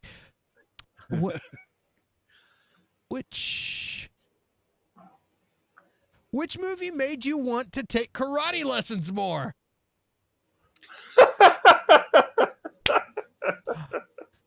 Which movie? Streets, because of the butterfly knife. I had never seen one of those before, and I had no idea what was going on. I remember seeing it and taping it on VHS and running it back and forth because I literally had no idea what these guys were doing. I'm saying Streets too because of the hammer fight. When they have that hammer fight, Yeah. that's some serious. But you need karate. Yeah, That's when you need. Imagine if I Tom stole that. Cody- I choreographed a Western stunt show as a summer job once, and I stole the hammer fight and did it with axe handles from the general store. That makes me so happy. That makes me so happy. I remember watching that and going, "Oh, this is just like broadsword on stage. Oh, I can steal this. This will be." That's great. Memory bank check. Ugh. Yeah, I'm going Streets. Same argument. If Tom Cody knew karate, that'd be like a 3-second scene. So like. I mean, what do you want? It should be anyway. I mean, what I was watching, when I kept watching, is like, if this guy takes this long to open this knife, what's the good of it? Are you supposed to just stand there? I'll just wait here for 5 minutes while you dazzle me with your folding skill. Right? Yeah, that's the purpose of a switchblade, because it comes out automatically. Right. Yeah. Right. It's just or even a gravity knife. Did you guys know? Remember gravity knife? You just flip open like that. But this thing's like you're doing all this, and like I didn't grow up. I didn't grow up in a tough neighborhood, but by the time you got the second one out, you'd be gone. A stiletto pops right out. You're ready. It's go time. Yeah. I was thinking when they were doing the hammer fight, somebody was going to throw him a coat rack, or like the hat rack, like boom, and he could fight him with a hat rack. I don't know. But you got it on that hammer fight, man. They are straight up really struggling on some of those scenes. Like you can see the veins in their neck. You can see like they are like really doing tests of strength in there. Like, and it like. That always got me as a kid too. Like they're really fighting with these hammers. that stuff is hard. I did a 6-week run of Richard III in the summer one year, and the prop department made actual war hammers and maces. So those things were heavy. And doing it was an outside Shakespeare show in the summer in Western New York in leather armor, and we dropped like 5 pounds every show. All sweat. Yeah. The best thing that happened was one guy. There's a move you do called a golf, where you come down like this and you counter it with an overhead like this, and the guy came up with the golf, and the guy blocked it, and the handle broke, and we all just stopped doing this, watching it go flying up in the air. Until it came down and it hit a guy. It didn't seriously hurt him, but it just like cut him like this. And then we all like stand and look at each other going, there's a play to do, right? Yeah, right. That's probably how it was really in battle. And they're like, oh. Right. Like, where's this thing coming down? Yeah. Well, I'm guessing not to get back to wrapping this thing up, but I think it's pretty obvious that Streets. Wait. Yeah, what about the music question? Oh, that's the final one. I forgot we skipped that. Okay. We're gonna go to that next. I thought you were just. Who had the best music? Who had the best music? Final and most important question. Really, Curtis? Yeah. I mean, it is the most important question. Like that when it comes down to that, because like I said earlier, these are both musicals, just done well. They're both vehicles for the music, but to me, and here's the thing to me: this is watching these movies made me so happy, and yet it bummed me out at the same time, because it was like about, I don't know, 85 or something like that. Like when rock and roll, like these movies were about real rock and roll, and I really miss it so much. I love punk rock. I love metal. But like hearing real rock and roll again, like just made me so happy. And like, and I know guys carry the torch, you got Bruce Springsteen, John Cougar Mellencamp, Thorogood, there were obviously John Cafferty, like there were guys carrying the torch, but like this was kind of like the last hurrah for it. And they're still, and I know too, people are going to be bitching at me. Like I know people are still doing it right now, but I'm not necessarily aware of them. It's so to me, I'm an older guy. Like it's hard to find music right now. I'm used to listening to the radio or buying comp CDs, and that's how I find my music. There's music everywhere, but there's so much that it's hard to sift through. Like it really makes me miss real rock and roll. I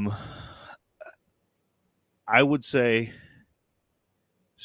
for the best music, I'm gonna go Streets. Only Just kidding. Just kidding.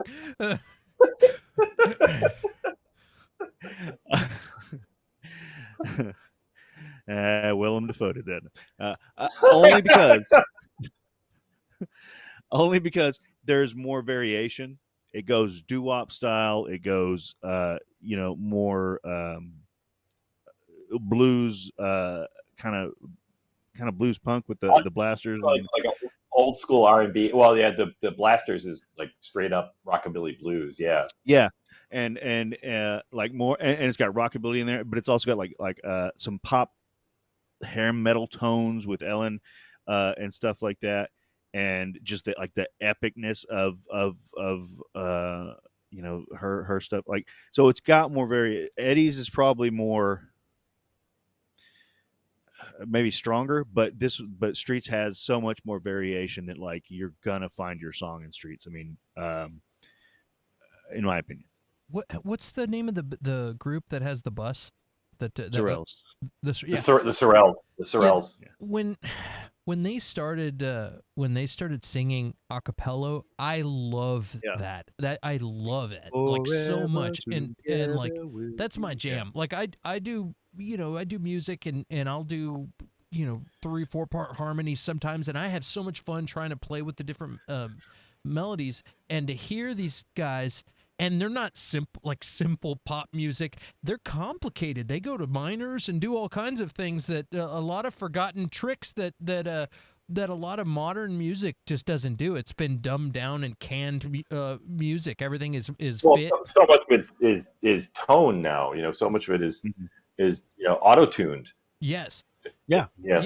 A ton of it, and then a lot of stuff is major. These guys, they're doing major, and then they go into a minor, and then they go into a key change, and I was listening to it, and it was like I escaped for a minute. I was like, wow, I really got sucked in, and was like, dude, I got to check out this soundtrack because even though some of the stuff didn't blow my skirt up, that really did, and so I'm gonna vote Streets of Fire because of that one moment. There was good music sprinkled throughout both movies, but that one moment on the bus where they started doing their thing, and then and the girl driving the bus is even looking over her shoulder like, "Hey, this is great," it's so good, really good. So my vote's for Streets on that one. I and I'm going to be clear about this because it's not high school where like, you like David Bowie, you suck. Stuff with people like that. Wait. Who in life told you that, Sean? Are you what? Is that a quote from somebody? You should have gone to my high school. Like, you like David Bowie, he's a fag. Oh my god. But these are the same guys. These are the same guys when I said I was going to quit the swim team. They said, you're going over to the musical where all those fags are. I'm like, yeah. Also, all the girls in leotards. And may I point out that you're captain of the swim team and you're standing in a pool in a Speedo with a bunch of guys who shave their body. So, yeah, that's where I'm going. Yeah. Beaver Brown Band is just not me. It's just not my stuff. There's a lot of stuff in Streets of Fire that's not my stuff either. I think there was a point where I really liked Jim Steinman stuff, and now I really sort of don't like that overproduced. But it was where I discovered the Blasters watching Streets of Fire. I like the whole rockabilly vibe. I like the Roy Cooder incidental music, which is feels really rockabilly. Yep. I love the fake Motown stuff that the Sorrels are doing. Actually, after I showed my son the trailer last night, I showed him the video for "I Can Dream About You," And then I showed him the guy who really sang it, and he was like, "What?" I've never seen the It's a guy who skinny really boy. sang it. It's a skinny little blonde dude. Are you serious? Yeah. Oh Yeah. wow, I got to look that up. I never So, knew. but between the two of them, I appreciate Steinman stuff more than I do Beaver Brown. So Streets has got it all the way for me. Do you want to hear my Blasters story? Yeah. I do. I was out with a friend in L.A. Before I was married, and we were he lived in the Miracle Mile area, and we heard about this bar called the King, which was a Chinese restaurant that had been converted into a bar with a stage, and it was near him. So we went there for a beer, and we walked in, and the Blasters were on stage playing. Wow. And he asked the bartender, like, "Did you advertise the Blasters were here?" And the bartender said, "No, there was another band here. And when they took a break, the Blasters got up there and took over their instruments, and nobody told them to stop." Hell yeah. That's awesome. That's crazy. Like, That's you know real. what? You want to play tonight? Yeah, let's go. Yeah. Do you want to stop them? No. Just let them. That's awesome. Wow. That's crazy. Yeah. So Streets is Yeah. good for me with music. Well, I think if we look at the, I think it's a clear winner. I don't think there's any, and I'm about out of questions unless we go to first contact policies again, and I don't think we need to handle that one. I think I would trust Tom Cody more than I would Eddie and the Cruisers, or Eddie. So, first contact. Tom will save you for a price. Eddie will screw you over no matter what. Yeah, he'll just disappear and walk off. Yeah. Grow a cheap stuck-on spirit gum beard. So we got 9 versus 4. 9 versus 4, which makes Michael Pere the obvious winner. Yep. The champion of Versus tonight is Streets of Fire. Yeah. Again, It's a double horn ring. Holy crap. I had a feeling. I should have put money on it. I had a feeling this was going to happen. I had a feeling. We got to start getting Vegas odds on this. Yes, we should. We got to get somebody in Vegas and get odds on this. Poor Willem. Yeah. Well, Willem's movie won, though. Yeah. Yeah, but he didn't win. Oh. Yeah. Well, he lost the best. He lost the best villain. Or did he win best? Yeah, villain? no, y'all cheated his ass. Yeah, you and your speech. Sorry, You man. need to run for office, Clint. Eddie was a douchebag. All right. I mean, he was. It really was. Well, man, you got me excited. I want to go look up this really bad Streets of Fire sequel. That's got me excited. And then I gotta maybe watch the Eddie the Cruisers 2 sequel. Eddie 2's not terrible, but kind of like Shaun said, it's forgettable, which is almost worse than being terrible for a movie. Really is. It really is. It's I don't remember a single thing about it other than they got the whole cast back, or most of the cast back. Yeah, and a couple of the songs, and again, I re-listened to the soundtrack, and it's just not big. And Eddie's back, but he's basically being Eddie in a different band for the first half of the movie, and then it kind of gets into it's just I don't know. Well, I'll probably rewatch it too, but I might too. We'll have to talk after we watch it again. Well, Shaun, man. Go ahead, Curtis. No.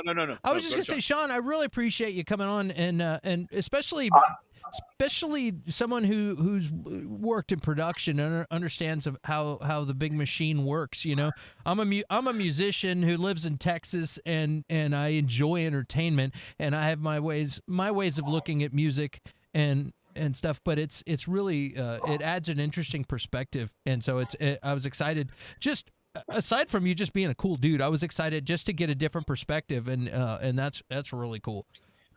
Well, I don't want Curtis to think less of me, but I have my undergraduate degrees in theater, and I have done musicals. So, however, the problem with doing musicals is that I don't sing well and I don't dance well. So Those are That's a problem. handicaps That's in a musicals. bit of a problem. But I do, and my gig now is that I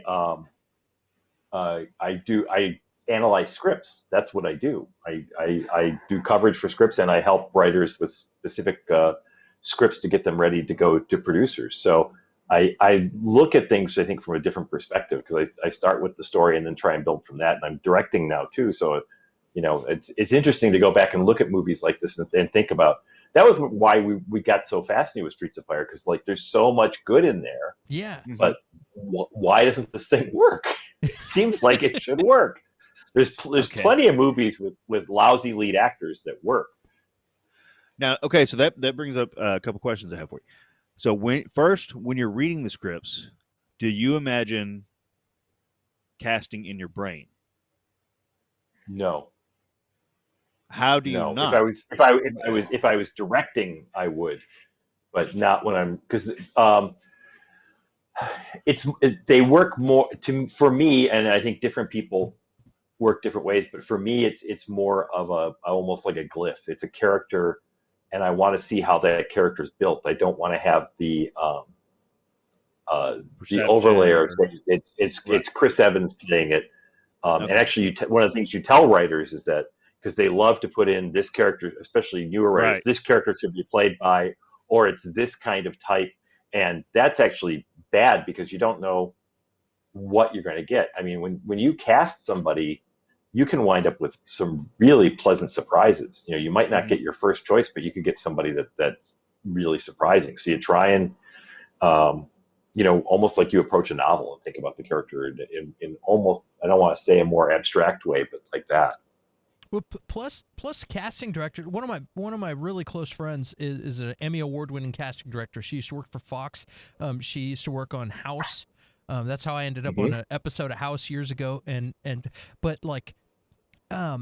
they know every actor, every up and comer, every face. They are aware of every actor, even people that aren't on most people's radars. Yeah, and so they turn around and will tell the director, you need to look at this guy. Trust me. And then they pay attention to people that like, I didn't even know who that was, and this person is brilliant. Let's use them or whatever. So it's like, yeah. So that's my contribution. There's a show on now called Joe Pickett, and there's a character in it who's an older game warden, police officer who's retired, and he's gone somewhat crooked now. And David Alan Grier plays that. And it's like the last part you would ever think of for David Alan Grier to play. And he just knocks it out of the fucking park every episode. I mean, he's just amazing in that. So there's surprises like that come up. Yeah, I guess limiting yourself to what you know or what you think somebody's capable of is handicapping your the possibilities, I guess. That's how you get a show starring Michael Beck and Michael Pare. Kurt, what was the other thing you were going to ask, Curtis? And then I'm going to ask, and then I'm really dying to hear about some projects that Shaun's working on. So, I can't remember what the other thing was. It was along those lines. But go ahead. I want to hear more about. Shaun's. I'm going to move this up because I want to make this bigger so that people can see this, because you need to go here. This is one of the projects he's working on, and this right above his head is his Twitter handle. So if you want to go follow him on Twitter or message him or comment on something over there, that's him at Twitter. And let's talk about the last night of the Twilight. To people that don't know anything about it, who maybe have not seen you on small screen or have no idea, what's up with this project? It looks exciting. It's a short film that is a proof of concept, hopefully for a feature. It is a mockumentary about the last night of a sort of a Dark Knight vigilante type character. It's about him getting ready for his last night to go out on patrol, and also interviews with his former sidekicks and villains. And it's his last night because he's lost everything in a personal injury lawsuit from a villain that he hurt. So it begins with him steaming his own cape and saying, "Yeah, I used to have a butler and a big house and everything, and now I have to steam the wrinkles out of my own cape." So that's sort of the tone of what it is. Yeah, and then we interview his villains and his two former sidekicks, and the love of his life, and it's a lot of fun. We shot it in March. It's currently in editing, and I saw I've seen about 75% of a rough cut. We did 1 day of action scenes and exteriors, which happened to be we shot it in an abandoned grain silo that we were really lucky, and we got to have locations for it. And it happened to be the day when the temperature dropped 30 degrees and it rained, and abandoned grain silos do not have good roofs. So it was like 33 degrees and wet inside of this thing, and we had to redo a lot of the fight choreography and stuff like that. However, it looks fucking awesome. It looks like we spent a shit ton of money. Yes.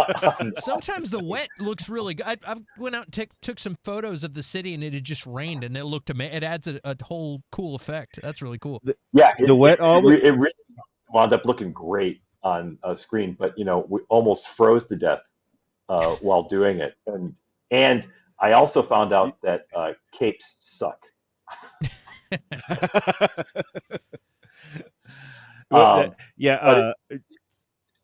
Curtis, go ahead. Go ahead, Curtis. No. I'm sorry. I was just gonna say, because at first you were like, it was like 30 degrees below what it should have been, and you're in March, and here in Texas we're like, damn, that sounds nice. But then I didn't think, wait a minute, y'all aren't in Texas. Like that's cold. Yeah. Yeah. Well, I'm in Western New York now. So it was we had just had a warm spell. March. The weather here can go anywhere from being like 70 degrees to 15. And but Melissa, we don't have the budget to make the capes weightless in animation. Part of the point of this was to try and not do that kind of stuff, and actually sort of look at the realism. Everybody always said, part of the thing that set this off, and Clint's heard me say this before, is that people keep saying they like Zack Snyder and his take on Batman because it's so realistic, and no, it's not. It's not realistic. We were trying to do that. I'm going to try and share my screen. I've actually got a screenshot here. See if that comes up. So that'll show you one of the shot from one of the action scenes. If I can share that. Wow. Yeah, it actually came out looking pretty good.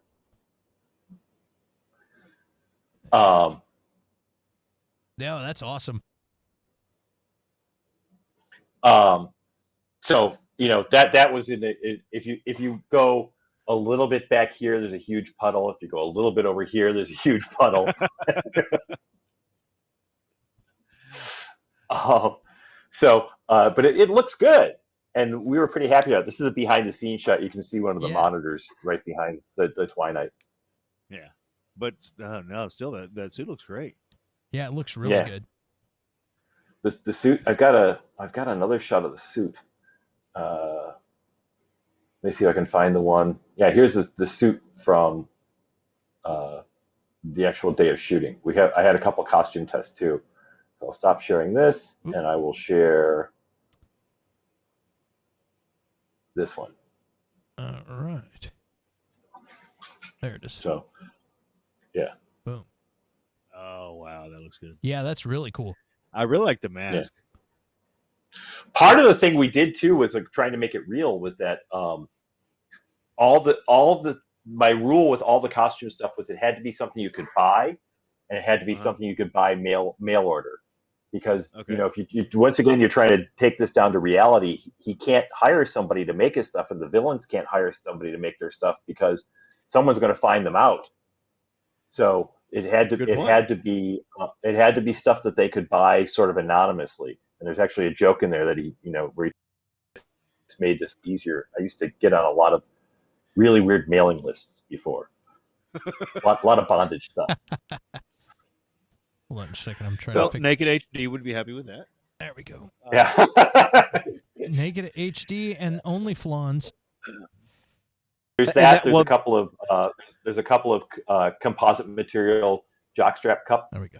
jokes. There's a couple of jokes about Izzy from his former villainous lover, and we're editing now, and it's going to be a festival film. I had a brilliant cast. I had Peter Michael Marino, who's one of the deans of solo shows in the United States. I had Jenny Ney, who's was in LA and directed and produced musicals and things like that. So another musical guy, Curtis, person.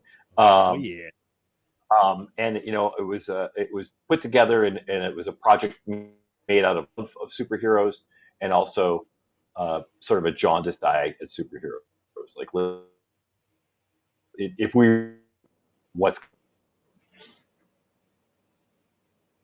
Nope, I think we're back. I think we had a lag for a second. Oh, okay. So like I said, it was about love of superheroes and also like if you're going to make it really real, what's going to happen, and is it going to be funny or is it going to be sad or is it going to be both? So that's. I just love the idea of making it real. Like, hey, yeah, I'm getting sued for a personal injury lawsuit from like that's ridiculous in a great way. You know, what I mean, it's really cool. But it's realistic. Yeah. Well, That's like in American culture, like that's gonna happen. Like they're gonna like sooner or later that's gonna happen. Like, yeah. So what the idea started? What it started was I wanted to make a film, and I was looking around to see what I had to use. So I didn't have a lot of money. The idea that you make a lot of money in Hollywood is bullshit, especially after your first divorce. And I looked around and like what I had was the house I'm living in now, which is a 1940s house that I bought to renovate with my son over a couple of years and try and make some money. So I had this house that sort of like had some problems with it. Like, well, what could I do with this? Like, and the thought that occurred to me was like, what would happen if Batman lost everything? What would he do? How would he still want to be Batman? He would. The villain, Melissa just asked a question. Yeah. The villain never discovered his super identity. There's actually a line in there where when they're interviewing his arch enemy, said, I could have killed him. I had him right there. I could have shot him. He was out cold. But no, I had to find out who he was. And I took the mask off, and I had no fucking idea who it was. Because he's just that's a good point. Because it's like, well, there's a face. There's some guy. Yeah. Like, Yeah. That's awesome, man. So I had this 1940 like first ring suburbs house that was in not so great shape. So what could I do? So that's where I started working from. That's super cool. Is this your first live action film to make? Directing, yeah. I've acted in a couple, but directing, and I produced a couple of music videos when I was at Warner's. I produced the music video for Crash from Batman Beyond, Return of the Joker, and things like that.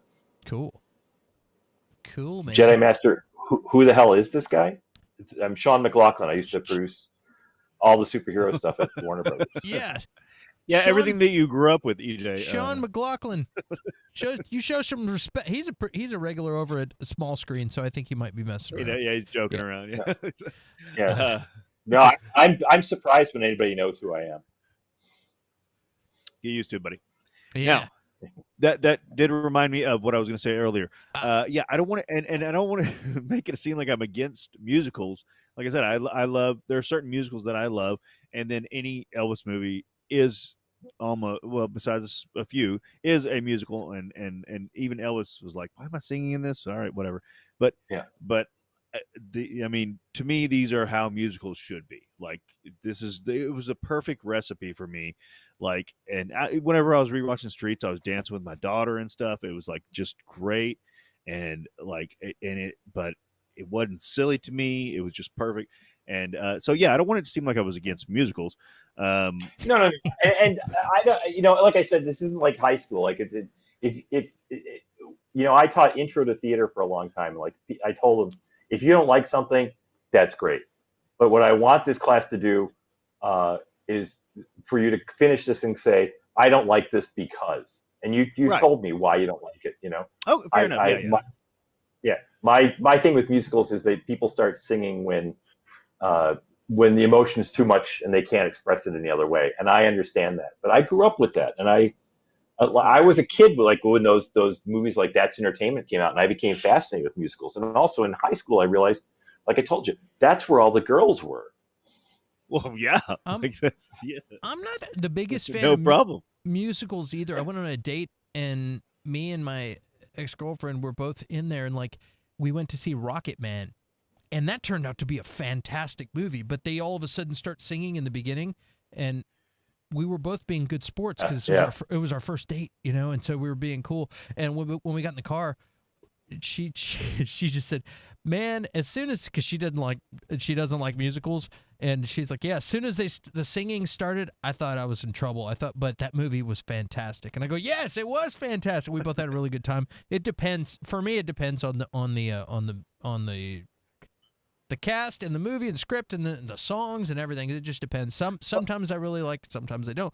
But Curtis, you can't take it back. You can't walk that back. You already talked smack on musicals, dude. That's forever. It's on the internet forever. You can't take it back. You just expressed it better than I did. So of course, depending on the content, because I like Grease, I love Little Shop of Horrors, and the cast. Like I said, if it's anything with Elvis in it, I'm gonna watch it. But to me, these are just, in my opinion, the pinnacle of musicals because they drive the story. It's not just random people singing. It fits so well, but you made a good point, Shaun. I never actually thought about it like that. It's just well, here's some person singing, but the idea, the way you portrayed it, the idea is that they're so overcome with emotion or feeling or something that they have to sing. Now, everybody else knowing the lyrics and stuff like that is, that's what kind of pulls me out of it. But that's a good point. When I had students say what you said, what I'd say is, so you're okay with the guy who makes the iron suit that can fly, but people knowing lyrics throws you off. It's like one of my favorite Elvis quotes was, so he wanted to get the Jordanaires paid, and I think it was in Blue Hawaii. I can't remember which movie, but Elvis didn't like musicals, and although he was in a ton of them, and he wanted to get the Jordanaires paid, and so he says, well, you know what? Whenever I start singing, I want the Jordanaires to come out and back me up, and they're like, why would all of a sudden a band show up on the beach and start playing music? And he's like, why is everybody singing along with me? And they're like, all right, okay. Yeah. But it is a, suspension of disbelief. Just like I love Godzilla movies. So fair enough. Lemonade, that cool. Watch some of the old Roy Rogers movies where they're chasing the bad guys, and then when they're sitting around the campfire, all of a sudden Roy and the Sons of the Pioneers pull out all their music and start singing. And not only do they start singing, but they start singing Western swing. So they start singing jazz versions of country Western songs out on the prairie. People were, I think it was more a part of the culture, so people accepted it a little bit more. Now musicals seem to be sort of they're popular, but they seem to be for a certain kind of person, and that sort of drives me nuts. I think in the beginning, though, it's like you had traveling entertainers and that performed on a stage, so going into singing and vaudeville stuff, and then you throw that on the screen, and then you start discovering new ways to tell stories, and then it just kind of morphed out of that, and then occasionally you go back and have a musical. Don't get me started. I've got 3-hour-long lectures on that very subject. On that specific subject. You watch the first Stooges episode ever, or the first, or not ever, but the first recorded Stooges. It's a vaudeville thing, and it's a musical. Yeah, it's a straight up musical. Are you talking? They came from vaudeville. Their vaudeville routine included music because Larry played the violin. Yeah, violin. Are you talking about the Stooges? You talking about the Stooges, the punk rock band, the Stooges? Yeah, not Iggy and the Stooges. Yeah. Hey, we got Jedi Master EJ said no, I wasn't. That's not what I meant when he's like, who is this guy? He didn't mean like, who's Shaun? He meant, who's the guy under the mask? We were talking about unveiling the guy, and he was like, who's that guy? Who the hell's Shaun? It's all good. It's all good. I just see it every once in a while when I look to the side and I see the comments moving, so I'm sorry if I took it out of context. That's all good, man. Well, dude, I was going to say, sorry. I want people, if they want to check out your stuff and maybe contribute and help you continue to do creative things, if they go to this Twilight website, can they fund you or support your projects? Or No, is that we're done with that right now. That's okay. Yeah, right now it's a placeholder. It's the Kickstarter where there's updates, and I will be changing it over to a regular website soon. Okay, well, then what I would tell you guys is, if you're on Twitter, go follow him on Twitter. That way, as he continues to do after this project does really well, because it's a great idea, and I think it looks fantastic so far what I've seen. After it's hugely successful and he decides to do another project, you want to be aware of it. So make sure you're following him on Twitter. Okay. Yes, and I actually just got a text from the editor right now. I'm going to send you where I am on the first action scene. So cool. literally, a text just popped up on my phone. Oh, that's exciting. Oh, and you know who else is excited? Naked HD. Naked HD cannot wait. I'm back, baby. Screw that overpriced Tinder. Overpriced Tinder. Yeah, we don't want that. Well, awesome, guys. It's 10:14, and I think we've been on for 2 hours and 14 minutes, which is probably the most fun we've had on Versus so far. This has been a really good, this has been a really good one, Shaun. I appreciate you taking time out of your evening and hanging out with us. And I know we're friends. We've met before, but dude, you're fun to talk to, and I think everybody in the chat had a good time too. I know Curtis even though he hates musicals, I think Curtis. I'm just kidding. I think Curtis had a great time too. So man. Well, Naked HD seems to be really excited. So I'm glad that I'm glad I can excite a bot. Yeah, if you can excite a bot, you know you got it, baby. Dude, you got it. You are winning the and yeah, like Shaun, if you think of any ideas in the future, so we what was the one we said earlier? What was the one we said? Unbreakable. Unbreakable, yes. Unbreakable. Yeah, so if you have any ideas in the future, throw them at us. Like whatever it is, Unbreakable versus something. Last week, or we had Audible this week. We were going to do Over the Top versus Real Steel. Yeah. Have you seen them, Shaun? I don't know. I referenced Over the Top like sometime in the past few weeks, and I don't remember why. Somebody said something about arm wrestling, and I said, this movie from the 80s. When I turn my hat around, it's like a switch. Switch. Anytime you got a guy who's working out while he's driving a truck, like it's gold. It's gold. Don't we all do that, really? Do you know about Real Steel? Yeah, that's the Hugh Jackman robot movie. It's the same movie. Yeah. It's the same movie. So it's perfect. Yeah. Well, and one of my favorite skits. Is so if you have not seen Stallone on Saturday Night Live, like that's one of the best things you can see on television. I'm not even joking. Like because you know Stallone as an actor. You don't like or actually maybe some of you don't. You know Rocky and Rambo, but Stallone was a professional actor. Like he was a grade A athlete, and he could have went to all these other colleges. He went to the small school that he did because of theater and acting. He's a great director. We all like that. We know that stuff. He's actually. I'm not crazy about him as a director. I actually think he's a pretty good actor. I think he's underrated a lot. If you see Copland, I mean, he holds his own with some pretty heavyweight guys in that. And he on Saturday Night Live just demolishes comedy. Like like he should be in. He was in Oscar, which I don't think is as bad as some people think. There's a musical, but yeah.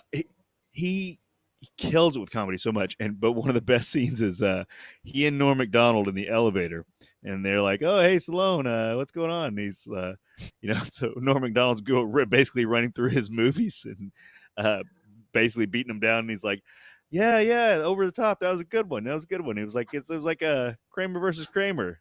But when I walked out of Kramer versus Kramer, I was like, you know what that movie needed? Arm wrestling. Needed some more arm wrestling. But it's just, I mean, that's one of the best episodes of Saturday Night Live. Period. I love Stallone, but like, you watch it and please fight me on it because you can't. He kills it so great with comedy. Let's do Over the Top and Rhinestone. I was just gonna mention Rhinestone. Clint's been wanting to do Rhinestone against something so bad. Rhinestone, he's been bringing it up every week. Rhinestone. Rhinestone is like somebody in Hollywood sat down and said, "How can we kill the careers of the two biggest stars around?" The two biggest. Yeah. Be 9 to 5. What can we do? What can we do that will make nobody want to see Sylvester Stallone or Dolly Parton ever again? It's Dude, like in Fight Club so when he's like, bad. "I want to destroy something beautiful." And it's like, that's what the guy making Rhinestone was Rhinestone. thinking. Right. There's somebody in the room going, I don't know. Dolly Parton wrote "I Will Always Love You" and Jolene on the same afternoon. They're like, I bet we can still do it. We gotta tear your ass down. Dude, I saw Rhinestone in the theater. I was like, yeah, I was all in for that. I really did. I'm telling you, like, he's been bringing it up every week. We'll be talking about like, the aliens versus this and blah blah blah, and he's like, and then Rhinestone, and it's like, dude, we don't know what to compare it to. What can we put up against Blood Diamond? Rhinestone. I can tell you. I don't remember what the movie was, but I can tell you I was at the Amherst Theater on Main Street in Buffalo, and I was on a date with a girl named Diane, and I saw the preview for Rhinestone and thought, people are dead because of this movie. How did you let this happen? I don't know why, but when I think Rhinestone, like, I think Urban Cowboy. Like, so tell me if I'm crazy, but like that pairing. No, I can see somebody. I can see somebody pitching that. Like, yeah, that is kind of like Urban Cowboy. Yeah, John Travolta. Yeah. That might work. We gotta find a good matchup, and we gotta. I'm not gonna pick it though, Clint. You gotta pick it. This is my baby. This is my project here. This is my baby. You gotta pick it. I'm suggesting. I'm not picking. I'm just saying. And Oscar. You talk about Oscar. Oscar's the only movie that I've ever walked out of in my life. I was with my dad. Wow. I was with my dad, and my dad was like, me and my dad both looked at each other, and I remember Sylvester Stallone comes down the staircase of the big staircase in this mansion, and then stops, and then just starts singing, and my dad just looked at me, and we're like, "You want to get out of here?" Like, yeah, we both got up, walked out of there, and we walked into the next theater and sat down in The Perfect Weapon with Jeff Speakman, which is a fantastic action movie. Which is still better. Yeah, it's definitely a B movie, but it was definitely better than Oscar. But yeah, I'll never forget. Congratulations on the first Jeff Speakman reference of the year, including in his family. Yeah, that was a fantastic movie. Kempo. It was good times. Well, awesome. Well, on that note, I think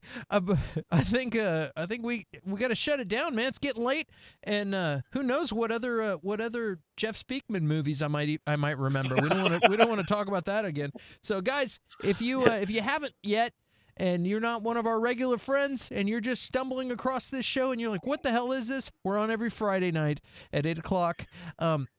It's called Versus. We do movie battles. The winner today was Streets of Fire. That's right. And we were... But they didn't start the fire. It was always burning since the world. And man, we had a good time. Again, Shaun. Dude, I gotta go to sleep, and now you've put that earworm in my head. There's no way I'm going to sleep. Well, in my brain right now, I'm singing 9 to 5. The song in my it's in there. So there you go. I'm up to the thalidomide lyric of "We Didn't Start the Fire." So The one I really enjoy it. I don't, Clint. I don't know if you got my email or if you can get it from that James guy. Thank you. Yeah. You're breaking up, man. Hold on. Now I'm starting There we go. I think my internet's going off for the night. So thank you. Yeah, absolutely. And Yeah, it was so much fun. Thanks, Shaun. Yeah, had it. We had a great time, dude, and we'd love to have you back. And for the M Night movie, I already forgot what it was again, but that's okay. But yeah, Unbreakable. That's right. And for all you people that don't have any songs stuck in your head, it's been 2 weeks that you looked at. There you go. You're welcome. All right, guys, we're out of here. Be sure to subscribe. And we will see you guys soon.